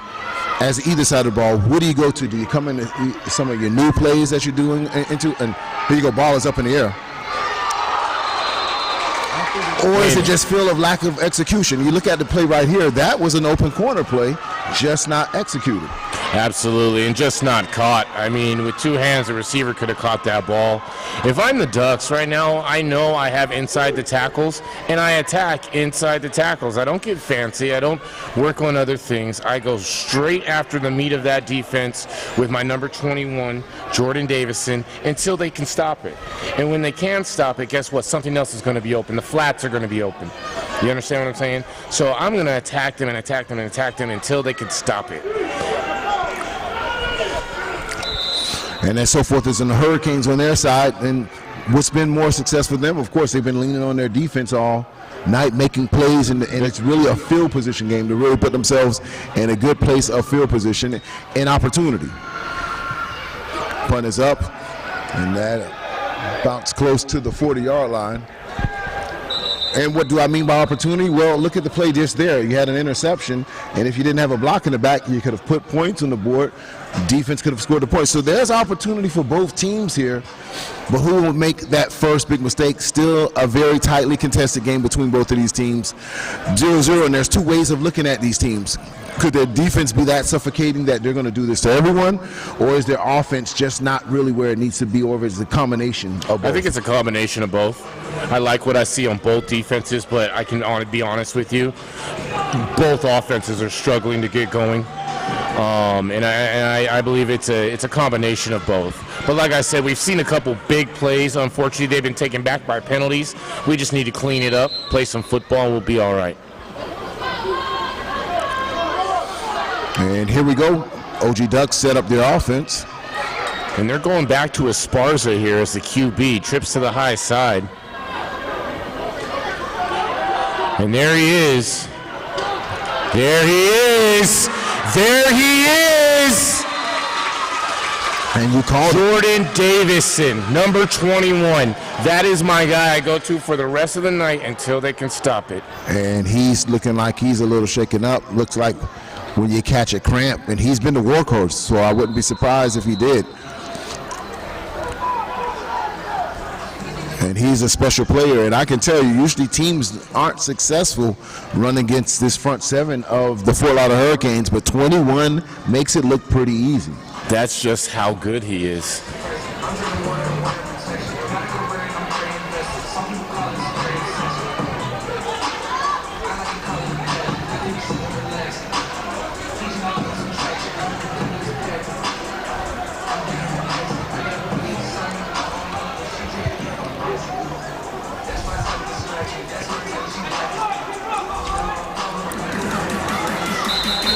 So Davidson's going to take a break. Esparza's going to bring in Dane, and Dane is just as deadly, not as powerful as Davidson.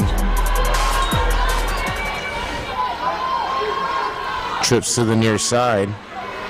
Esparza goes with Dane, slips underneath that D end, and down around the 32. They found something they like on that high side, Jonah, because they continue to attack it. Absolutely. Moving those chains. They're getting 7 yards of pop over there, so until it's broken, why try to fix it?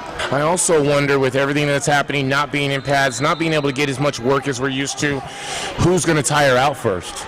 And listen, there's nothing like having, like you said, reps. I don't care how many laps you run, how many treadmills, and we'll talk after this play, swallowed up by a host of Hurricanes at the line of scrimmage. Listen, I don't care how many treadmills you jump on or how many push-ups you do. It's nothing like football shape. And what do I mean by that? I can guarantee you this is as many snaps of either of these teams have taken at this intensity of having your pads on, chasing another player, getting the weight and shedding blocks off the other side. That wears on you if you've ever played football. You know it's totally different than any conditioning you can do. This is what you call getting into football shape, and that only comes by reps. Absolutely. I can see players on the field right now that don't want to be on the field. They're hurting. They need a break.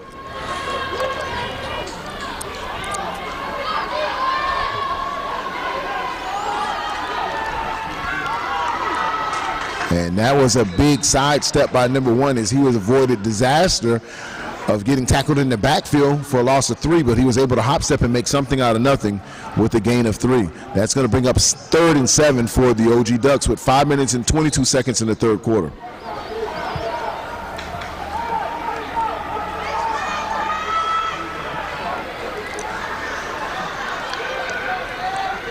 So Esparza goes back to work. Dane offset right, trips to the near side.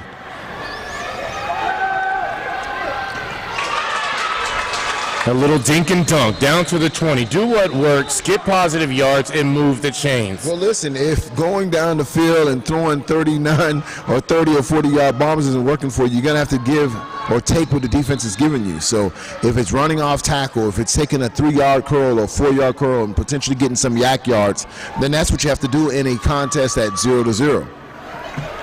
I really like what I'm seeing from Esparza this evening. He's really stepped up.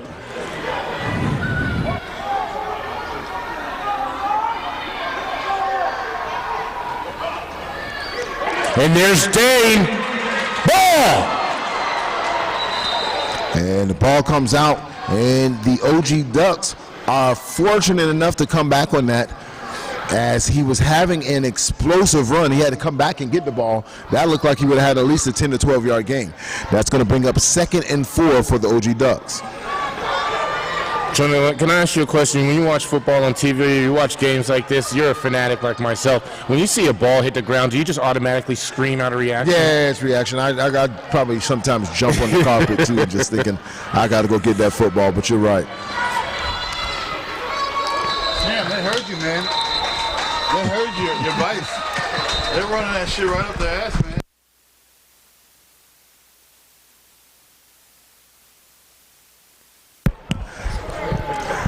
And, playing defense, too. I mean, the first couple of years once you stop playing football, when you see a guy roll out, you're running pass, and you run, Absolutely. It took a couple of years to get that out of my system. Yeah, it doesn't matter where I'm at. If I see a football hit the ground, I'm screaming ball like it's a grenade.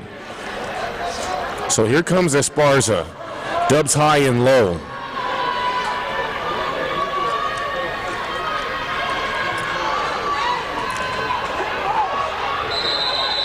He's swallowed up by that Kane defense around the 10, pushed back to around the 13 or 14. Looks like we're going to have 2nd down. But I'll tell you what now, Sam. Pay attention to this. Fatigue and conditioning is now going to play a part of the game. Oh, I see it. You see it. Anybody watching the film can see it. Hands on the hips tells you all you need to know. Bent over in a critical position tells you all you need to know. So the same helmets that were flying to the ball won't be flying there now, and this is what we call gut check on any side of the football. This is mano-a-mano. Two national teams. You're inside the 10-yard line. Let's see your defense. Let's see your offense. And he keeps it. That DN doesn't fall for it, and he goes out of bounds right around where he started. Very disciplined defense by the Hurricanes there. As you said, the defensive end wasn't fooled at all. He squared up his shoulders, and like the old coaches of old would tell you, listen, don't pay attention to their shoulders and don't pay attention to their feet. Put your eyes right on their waist, and that you never, be let down from that point. Coach Doctrine, page 3, paragraph 1. There you go.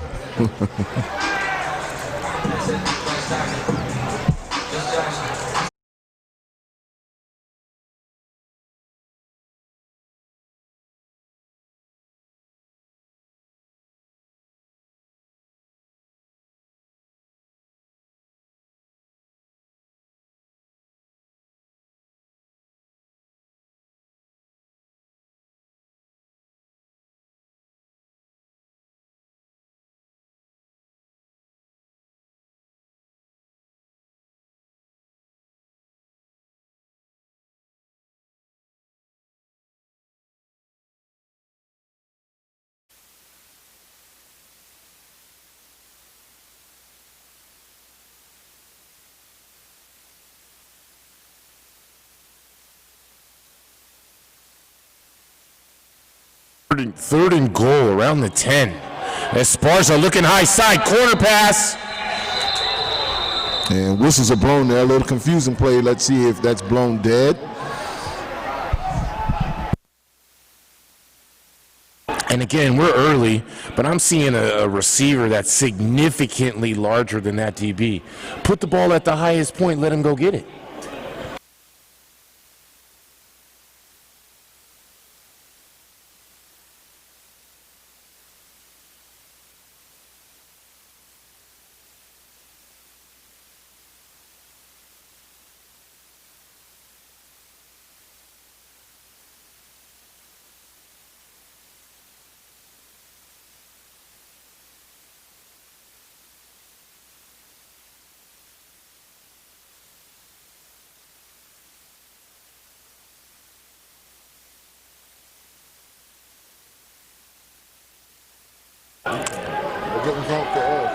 So 3rd and 10.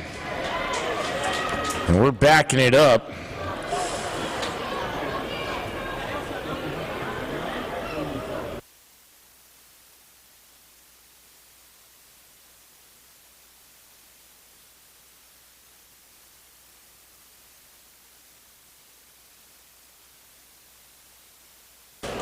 So 3rd and 10, ball placed outside the 10, 3rd and goal, ball placed outside the 10. Esparza goes back to work. Ooh, double move. Overthrows his receiver.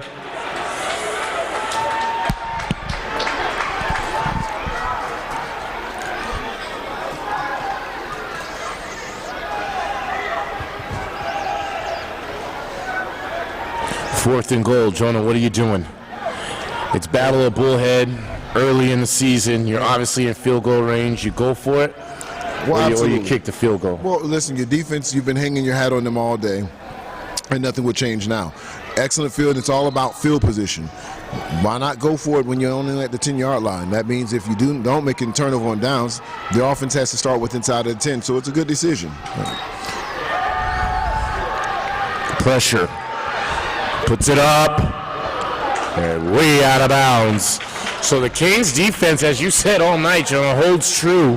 They're going to take over on their own 11-yard line with 1:42 here left in the 3rd. Listen, when the Hurricanes get back home tonight, definitely the MVPs are all 11 hats that play defense. They've been keeping them in the game. I mean, I don't know what you can ask, and it's been a couple times that the OG Ducks have been knocking on the door offensively. And when it came down to those 4 downs, they were able to defend a small space, which sometimes gets complicated because you can do rub routes, you can do things of that nature where it's easy to get in as an offense.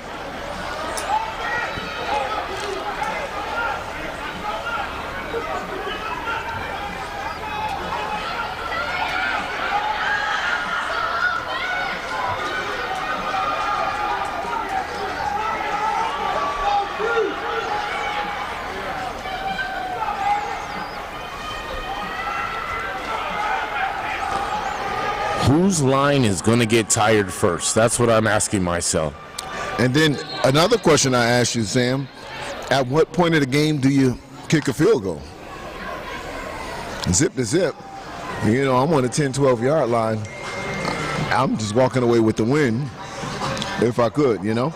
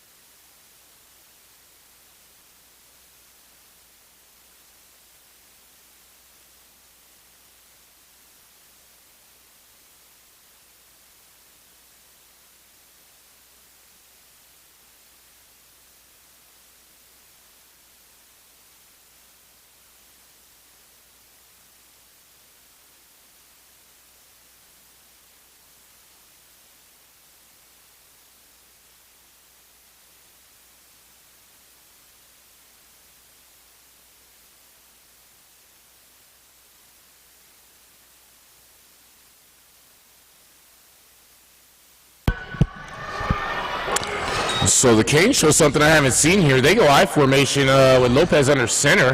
Haven't seen that lately in this game. And listen, in today's game, I formation is a little old school with all the spread that you see through all. I mean, even the 12 U's earlier today were in spread all day. We didn't see any I formation the entire day. And we didn't see it earlier from Lopez, did we? I thought he was in the shotgun. We're going back to Zonka days, right, though, with the I formation.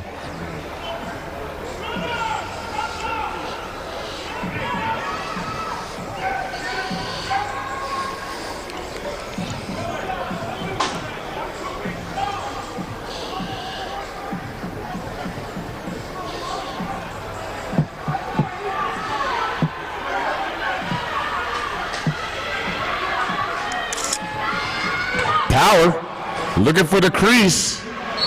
And he's down close to the first down. I'm not sure if that's enough for it. But that's what the Hurricanes have been looking for. Who can we give the ball to that's going to, inspire the rest of our team? Who can we give the ball to that's going to make other players look to him to say, hey, you know what, we can pull it out one more quarter. So as we approach the end of the third quarter, with under 30 seconds, maybe we'll get one more playoff. I formation once again. And this time they'll hand it off to the fullback, and he'll try to power his way for about 3 or 4 yards. And that's going to be enough for a first down. And that's a Hurricanes first down as they converted with 20.5 seconds left in the third quarter. As we get towards the fourth quarter, are we seeing just both of these teams realize that they're not ready to do fancy things yet, and we're just going to get back to basic football? Well, Sam, I think it's just an ultimate respect of each other's defense. Both of these offensive coordinators don't want to lose the game, but I don't know if they want to just go and risk to try to win it. So I think, almost you see a case of them not wanting to lose the game and coaching in that manner. Gotcha. Safe power football, secure football. You're not seeing any post patterns. You're not seeing any screens. You're not seeing any things or, jailbreak like we were seeing earlier in the day with the different teams. But at some point, man, listen, you got to send a signal to your team, man. I trust you guys. Let's go out there and win it. But it all falls back on the very first question we asked in this broadcast. Which quarterback do you trust in to lead your team? Facts. Who's that gentleman you were talking to at halftime? That's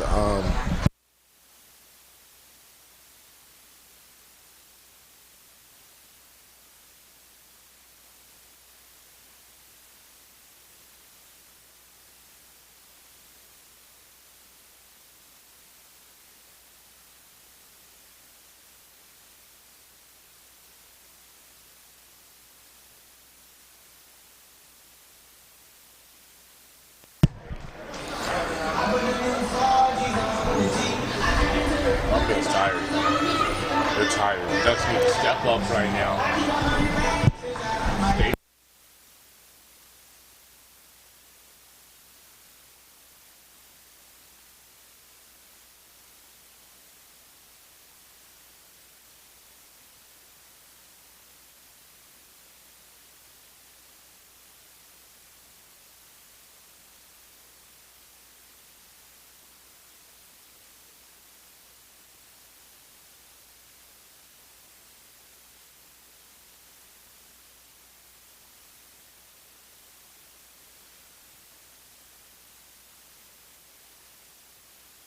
Ball.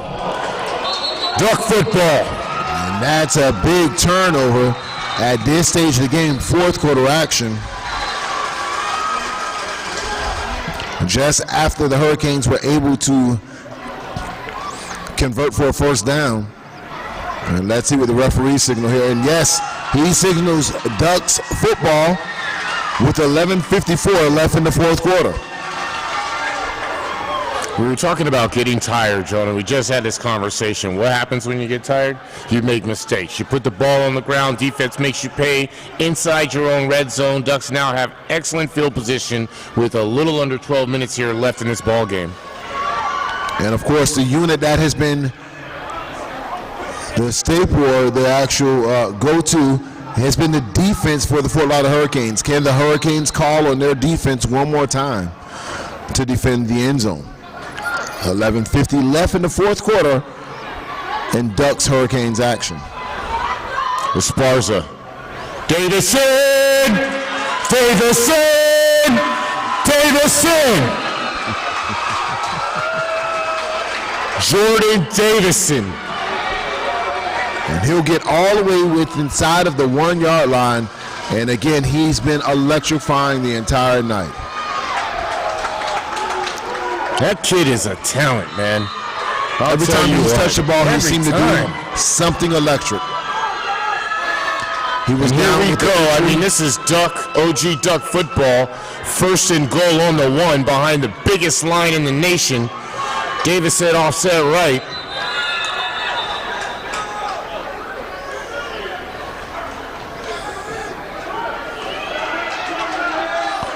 And it looks like there's going to be a legal participation on the Fort Lauderdale Hurricane side, so they'll mark that half the distance of the goal line. Look, big number 92 telling him, follow me. Follow me, I gotcha.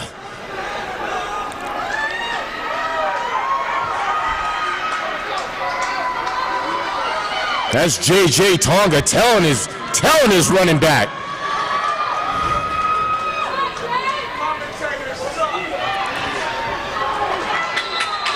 And he's caught behind the line of scrimmage. Big tackle at the line of scrimmage by the Fort Lauderdale Hurricanes.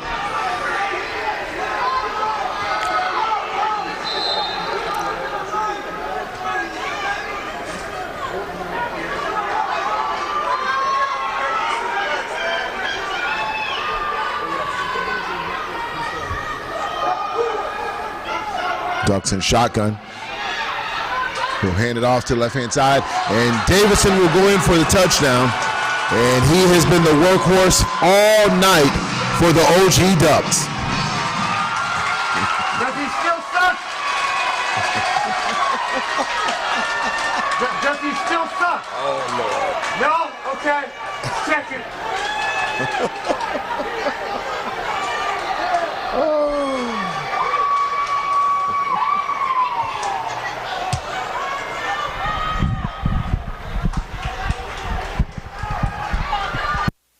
Billy the Kid said it best.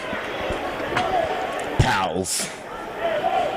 When your offensive lineman tell your running back, just follow me, pals.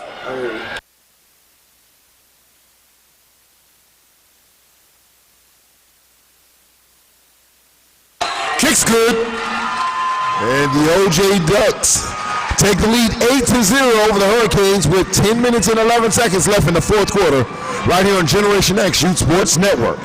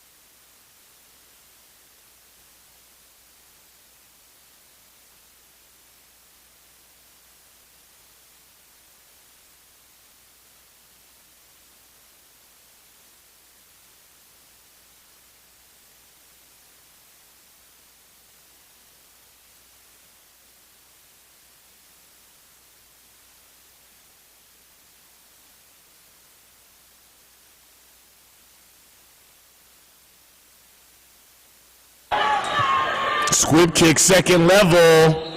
Caught at the 44.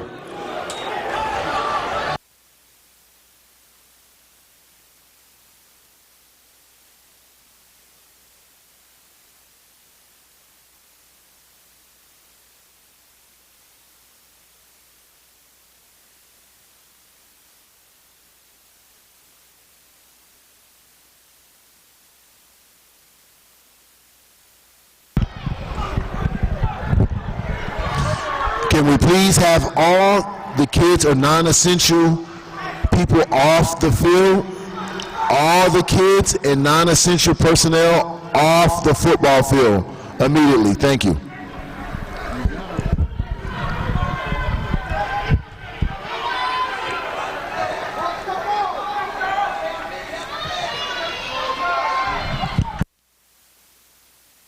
Lopez, screen.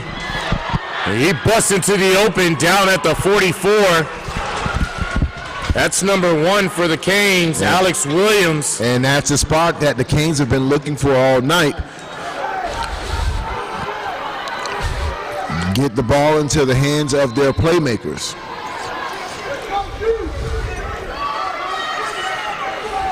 First and 10 for Lauderdale Hurricanes, 9 minutes and 10 seconds left in the contest. Ducks lead 8-0.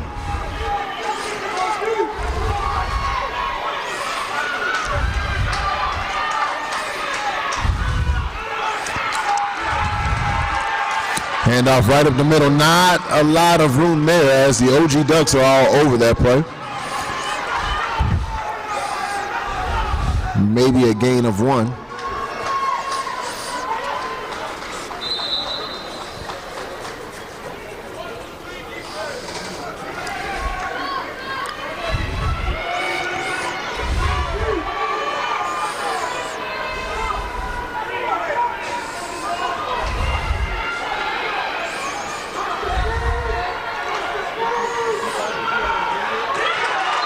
Batted down by number 19. Big play. You see the coaches over here yelling. Watch the screen. And football players for the Ducks being very aware of the current plays available to the Hurricanes. It's Madden Ferrimo. And that'll bring up 3rd and 9 for the Fort Lauderdale Hurricanes with 8 minutes and 16 seconds left in this contest.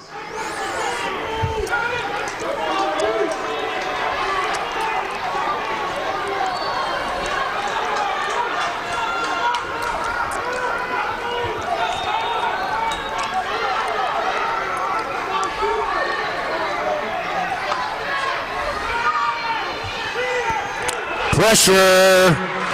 And big sack by the OG Ducks as the quarterback tried to step up in the pocket. He thought he had some yards in front of him, but he was cut down at the line of scrimmage.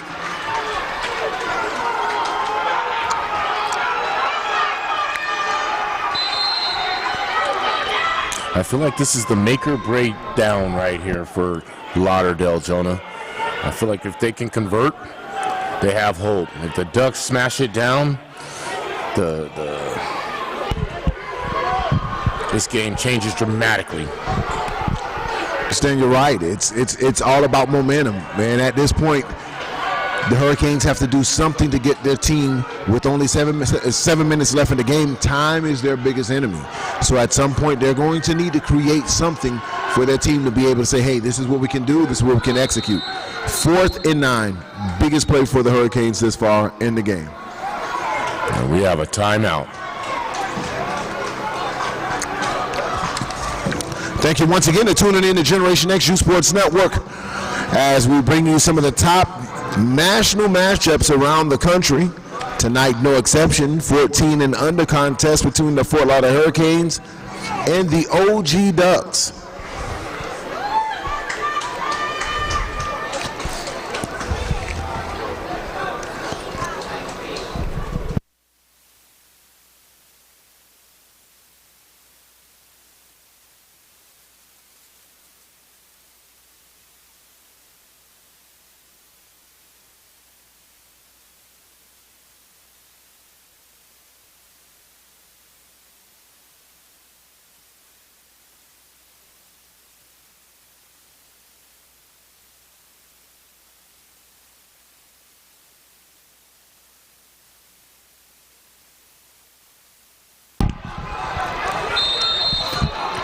4th and 9 for the Fort Lauderdale Hurricanes. Quarterback is in shotgun. Lopez, slant, overthrown. Turnover on downs, Duck football. Absolutely. And that is what the Hurricanes are going to have to really work on, their point of execution. And when it's time to get those yards that you need, they're going to have to get those type of plays down and cash out on those type of plays. So that'll bring the defense back on for the Fort Lauderdale Hurricanes, defending the OG Ducks with 7 minutes and 4 seconds left in this game. And now listen, today definitely an outstanding day of football, Sam, but talk about tomorrow. Tomorrow we have more action, Jonah, at Battle of Bullhead. 8U at 8 a.m., Grant Pacers versus the Yellow Tape Boys. 14U at 9:30 a.m., Upper Prospects versus the IV Hurricanes. 11:30 a.m., 12U, Grant versus Las Vegas 49ers. And I'll complete it when we come back after this play.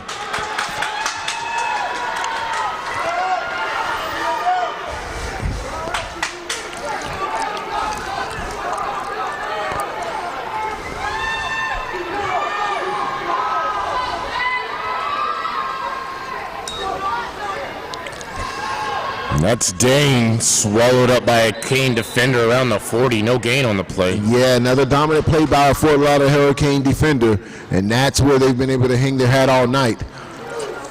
As he jumps in the backfield and tosses the running back for maybe a 3-yard loss.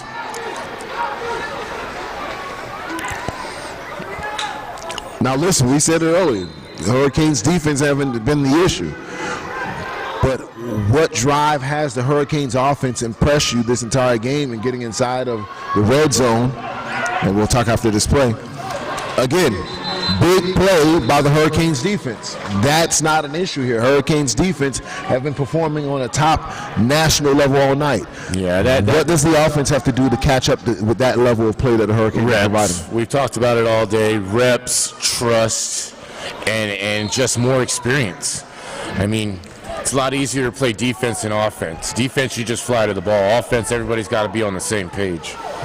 All about timing and execution, absolutely. 5 minutes and 52 seconds left in this contest. OG Ducks lead 8-0. Ducks pitching a shutout thus far. Quarterback is back to pass. He'll look down the sideline to a wide open receiver, and he overthrows him about 5 yards, but he was streaking behind the defense. And the Ducks had what they wanted, but just couldn't execute it. Following up on tomorrow's games, tomorrow's fades. Like I said, we have 2 days, 48 hours of just back-to-back football action. 1:30 p.m. tomorrow, 11U Lace Facts versus Nevada United. 3:30 p.m. tomorrow, 13U Las Vegas 49ers versus SoCal Trojans. 5:30 p.m. OG Ducks versus the OC Buckeyes. 13U. And 7:30 p.m. Las Vegas Strong versus Rampage 12U. Another day of action. Yeah, almost every team I've named off that list is a nationally ranked team.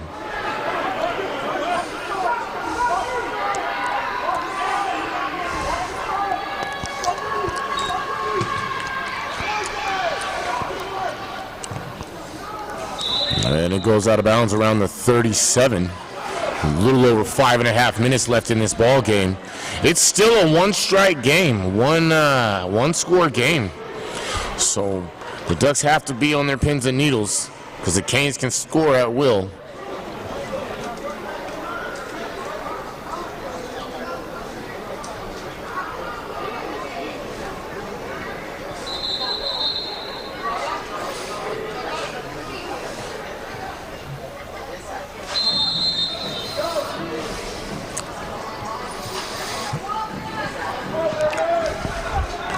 And, you know, we're looking at the body languages now and can say, hey, man, with 5 minutes, 32 seconds, you still have a lot of time of football. Absolutely.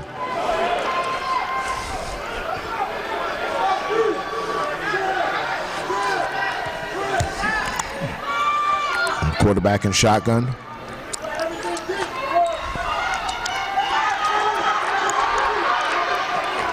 In and out of the hands of would-be receiver. That would have been enough for a first down. That would have been a 13-yard catch.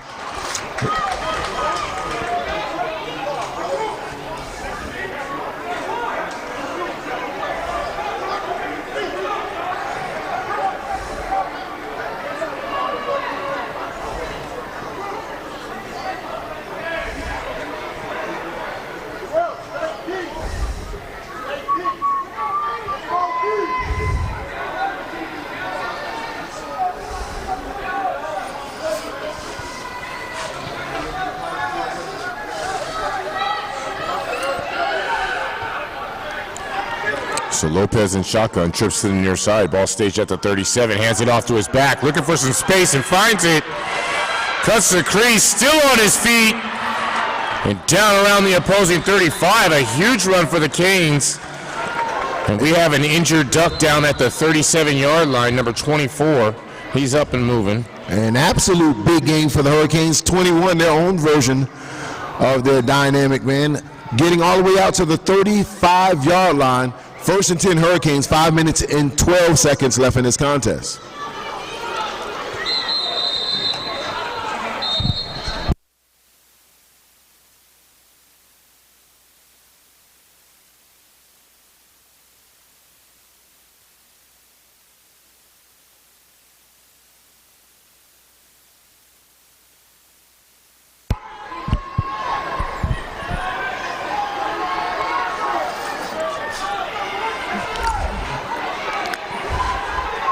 Lopez in the shotgun, trips to the near side. Lets it fly on the out pass.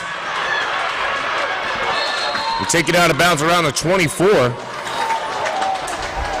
And that's going to be enough for another Fort Lauderdale Hurricanes first down.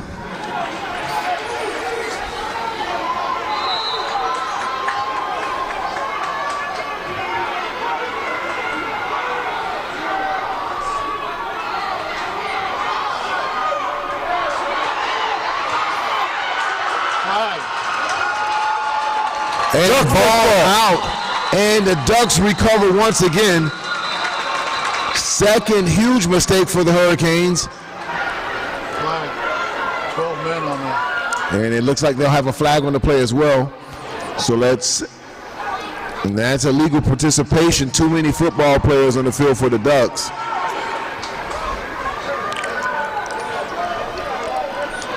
But I gotta tell you, it doesn't seem like the Hurricanes can get out of their way when it comes to making mistakes, trying to capitalize on, play after consecutive play.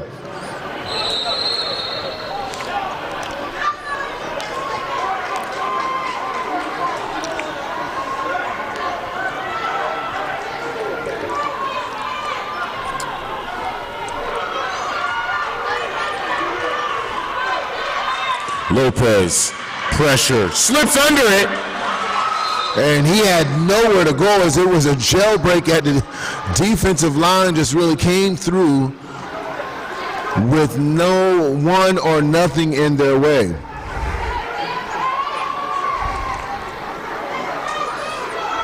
And that's going to bring up second and long.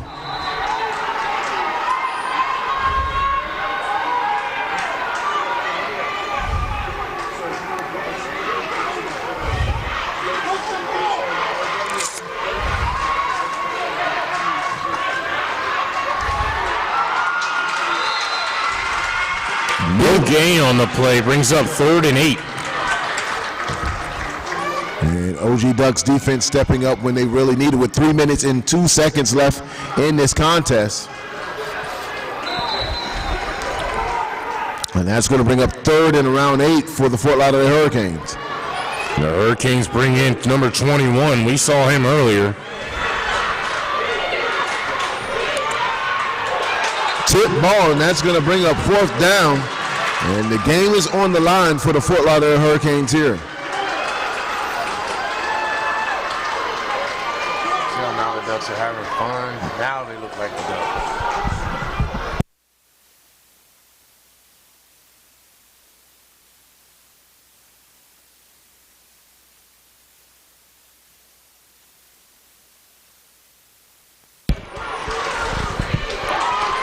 Ducks parents coming alive inside of the stadium now as they're chanting out defense, with it being 4th and long for the Fort Lauderdale Hurricanes with 2 minutes and 42 seconds left in the game.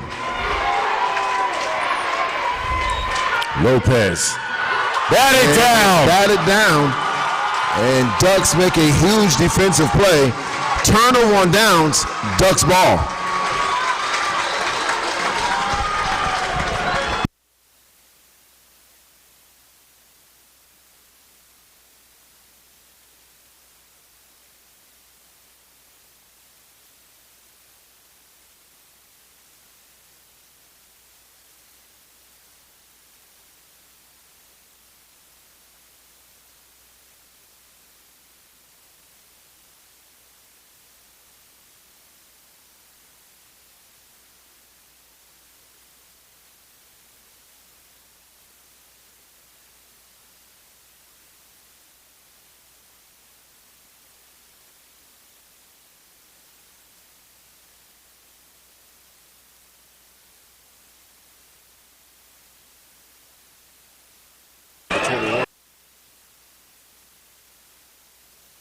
2 minutes, 38 seconds left in this ball game.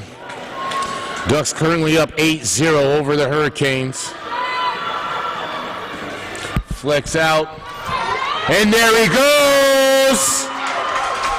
Down at the 34.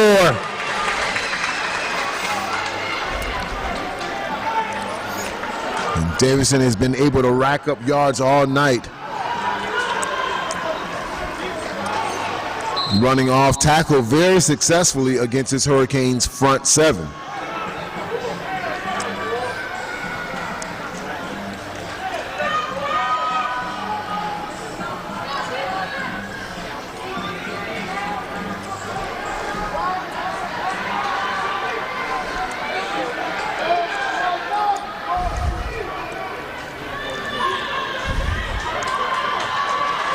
And Dane gets the carry this time, taken down around the 37.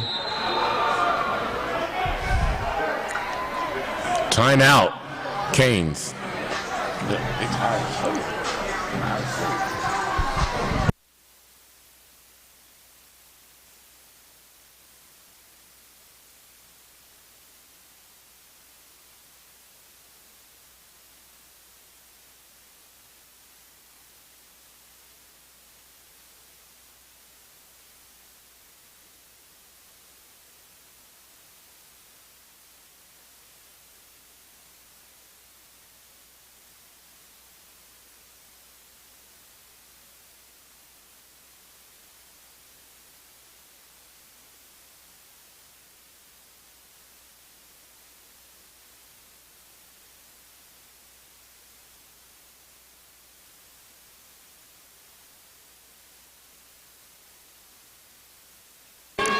Second and 6.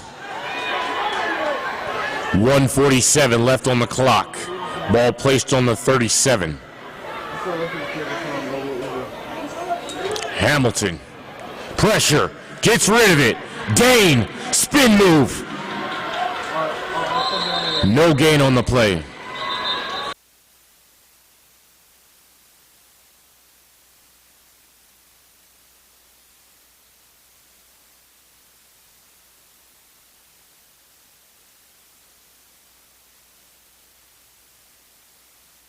Third and 5, 1:20 and running on the clock. Ball spotted now on the 39.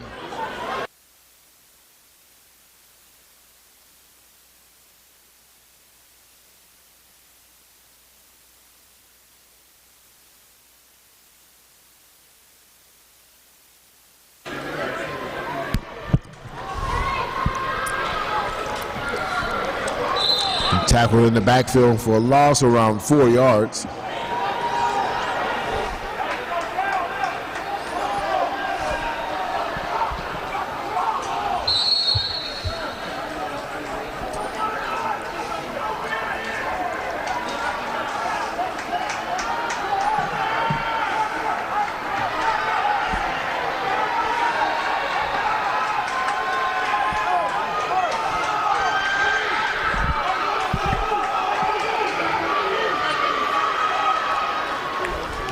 Punt is up, goes straight up.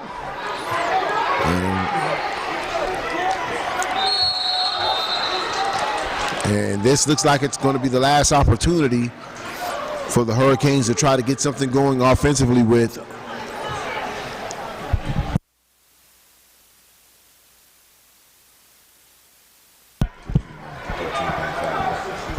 With 13.5 seconds left in this game.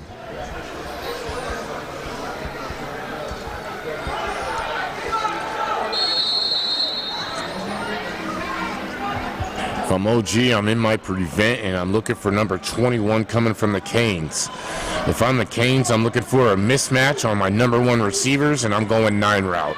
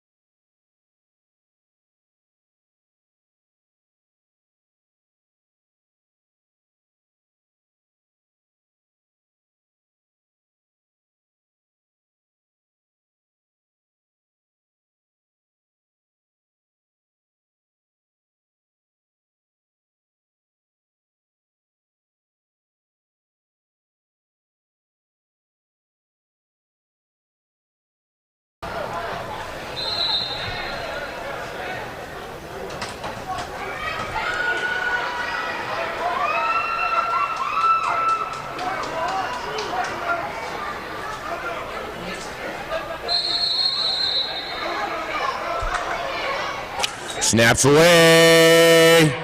Sends it.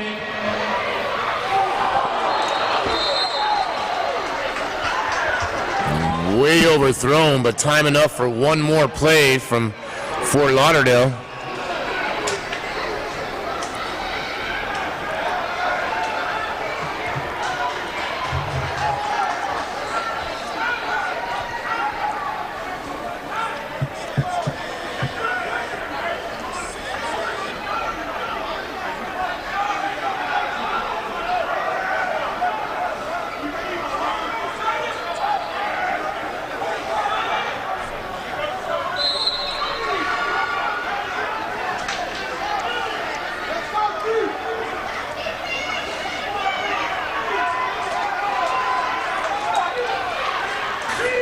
Lopez sends it, picked off. And that's going to be the end of our 14U action. First day of Battle at Bullhead. Check, check, check. We do have a couple injured players down on the field. We have a couple injured players down on the field. See my fan. All right. Hey, you can take these sandwiches. Appreciate you, dog. All right, brother. See you too, man. Sam, it's been a pleasure to be out here with you today, and that's going to conclude today's action, and we'll tend to one of the players that's down for the Fort Lauderdale Hurricanes. An excellent defensive battle between the Fort Lauderdale Hurricanes and the OG Ducks. And, hey, listen, offense sells tickets, but definitely defense wins championships. Absolutely, Joe. And it's also been an honor of mine to work with you and the Next Gen family. Guess what? We get to do it again tomorrow. All right, keep it locked here on Generation Next, guys. The Anderson Honor Group Fieldhouse would like to thank you for coming to tonight's event. On your way out, please be